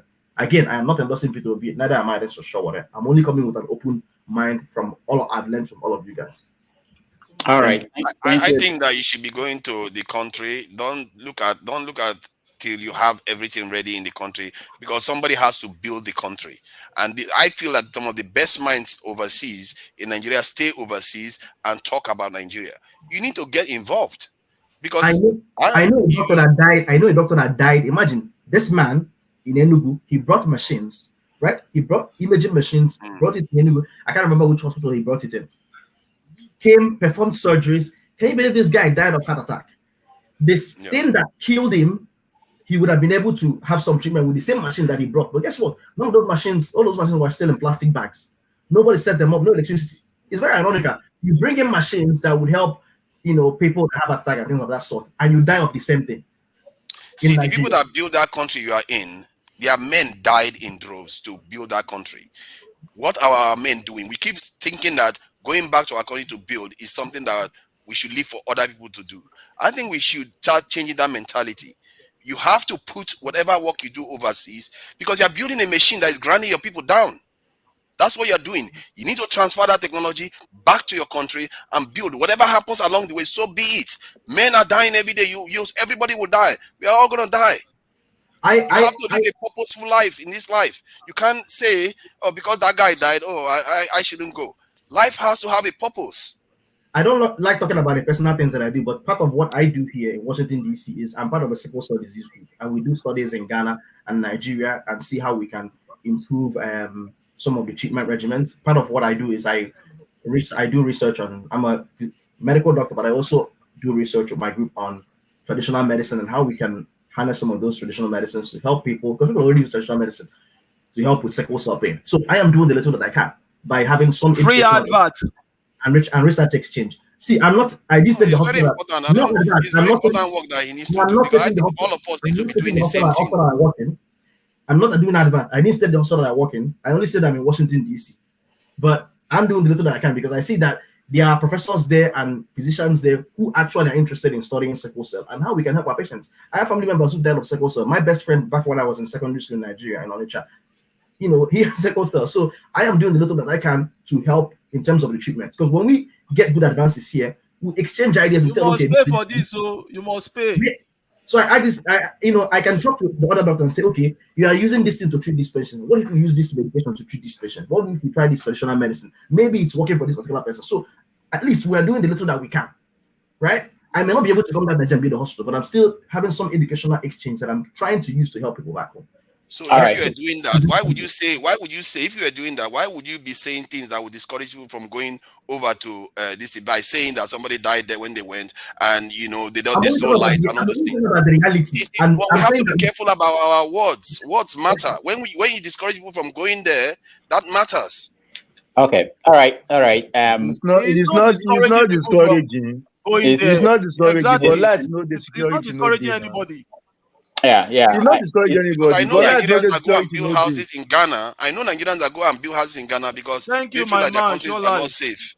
You see what I mean? I feel like our people should be advocating this a little bit more, because we have millions of Nigerians overseas that not want to have anything to do with their land, and they are building a machine that is actually crushing their countries over and over again. We have to start getting out of that mindset. All right, forefathers, thank you so much for this angle of conversation. Maybe when we meet on Wednesdays, when we talk about people who live abroad and what they could do about Africa, we can actually make this a topic. Let's round up. Jonaba just came back. Jonaba, just 30 seconds. What's keeping you up at night? Then we go to Ralph to end it all. Oh, okay. Can you hear me? Yeah. Okay. All right. Thank you, Dominic. Thank you so much. Thank you, Dominic. Nice meeting you. Yeah. About Nigeria, nothing keep. I always say that over and over.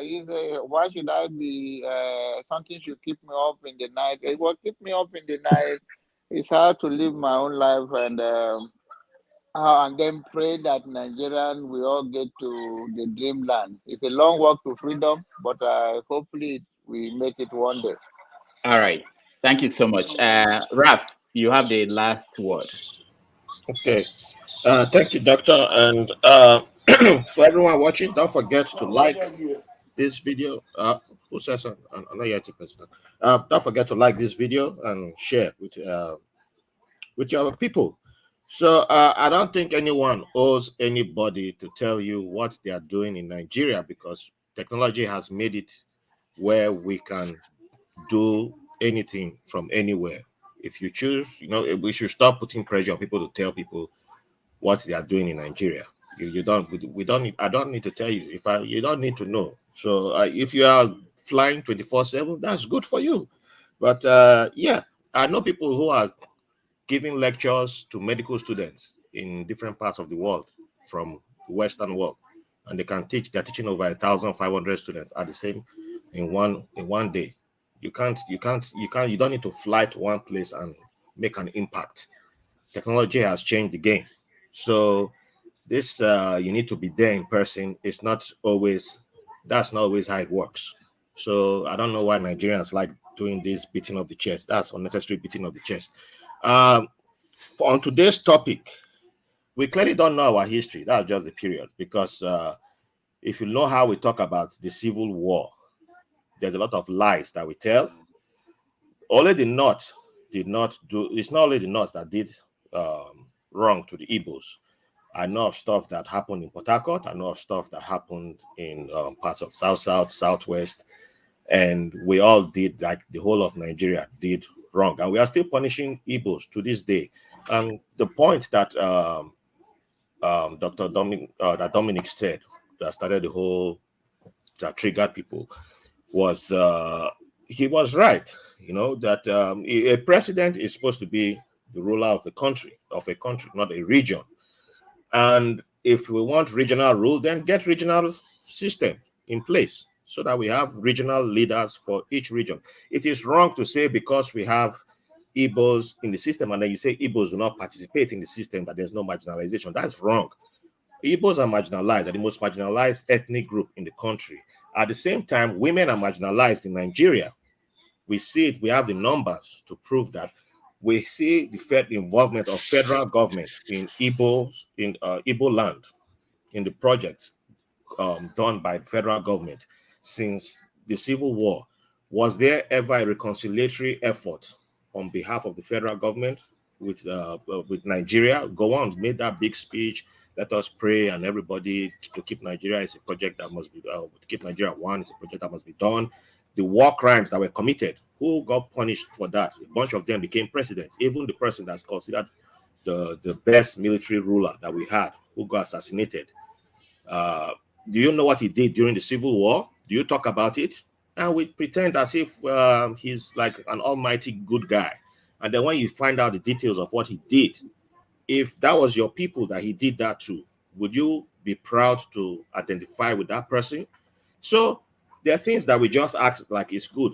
And I noticed that a lot of times we point at other countries and say they did it right, and Nigeria must do it like that. But at the end of the day, Nigerians love an iron man. There's no, my brother was saying we should use the Rwandan style and erase ethnicity. Ethnicity is part of our people. It's part of us, our identity. We should not. Why should we just erase our identity? There are countries that have their ethnicities and they don't erase who they are, and they are doing it right. Why must you go look at the example of people who erased their identity for a different reason and say because they did this, then and have an iron man who has been ruling for over almost over 20 years, That's the example. So who's the iron man that you want to give Nigeria to rule for over 20 years? So you are calling for a dictatorship without calling for a dictatorship. You're doing it in a stylistic manner. Then we say we want the China example. There are over 1 million people from a minority group in internment camp in China at this moment. Over 1 million people from a minority group. And who is the tribe that you want that to happen to in Nigeria? We dodge that question. All the Chinese movies you see, even their sports, that's why Chinese national team, the football team of China is not strong, because they only pick from one ethnic group. We dodge all that and say China is the perfect example. So who's the tribe that you want from Nigeria to be doing that? You are asking for the same systemic abuse and discrimination without, you are doing it in a stylistic way. We say it with Russia. Have you met Russians that look like Japanese people? Have you met Russians that look like, because Russia shares border with all these countries? Have you heard their stories? You don't talk to people from all those places. You only talk to the majority that you see, the blonde hair, the blue eyes, and say, this is the example that we must follow. Have you talked to the gay people being discriminated against? So we just assume that, marginalization is only one type. If we see people are doing good in business, there's no marginalization. There's marginalization. And if it makes you uncomfortable, then ask yourself why it makes you uncomfortable. Final thing I would say is, by the time the American state began officially, Black people were not considered a human being, right? And did that mean that for basic human rights to finally be given to Black people, to Native Americans, to other minorities, did they have to throw away the United States Constitution for that to take place? So how come for every improvement to happen in places like the United States, for the other countries with the other examples, Japan, Germany, that literally restarted after World War II, but I'm using an American example. Did they just throw away their constitution and say, okay, let's start all over? So we can't keep saying we must throw away, because I'm a believer that we need to change our constitution, but we can't say until we throw away the constitution, Nigeria can't move forward.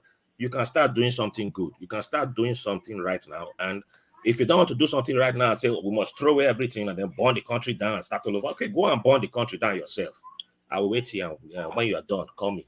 Thank you very much. All right, that was a nice summation. Thank you so much, Ralph, for that closing for us. Yeah, I know he was talking to me, but I'll let that go for now. Let's that is your man. I'll let you go for now. They are more than you weren't here from the beginning, so I added everybody. So you were the last person. You mentioned China, but you didn't mention Rwanda. Next week we will do that. Thank you so much, Ralph. Ovie, thank you for joining us. Prince Nnamdi, thank you so much for joining us. Jonaba, thank you for joining us. Forefather, thank you so much for joining us. Short Life, thank you. And Basil, thank you so much.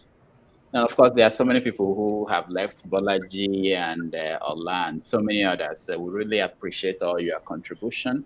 And we'll be back here next week on Saturday. And on Wednesdays, we talk about diaspora and affairs, issues that are of interest to those Africans who are abroad. So if you can join us in the evening on Wednesdays, that's when we talk about that. And then, of course, the other program, 90 Minutes Africa, is on Sundays at 11:30 a.m. New York time. You can join us too. We have opportunity for you to interact with our guests. Until next week, my name is Rudolph, and I appreciate all your contributions. And please like our video. It's helpful. Thank you, Mr. Rudolph. Thank you so much. Damages, Your Excellency, sir. Thank you, guys. I appreciate your time. I know it's not easy to spend this number of hours here on this media. All for Nigeria. That's why we be Ninja. Hello, are you getting it? Exactly. That's why we do this. I think we do this just to make sure that we keep the conversation going, and hopefully the country will get better for everybody. Once again, thank you. I have been trying to find the video. I can't find the video I want to play anymore, but just in case. Play from top to bottom. From top to bottom. Yeah, it's interesting, but I wish everybody all the best. All right, man.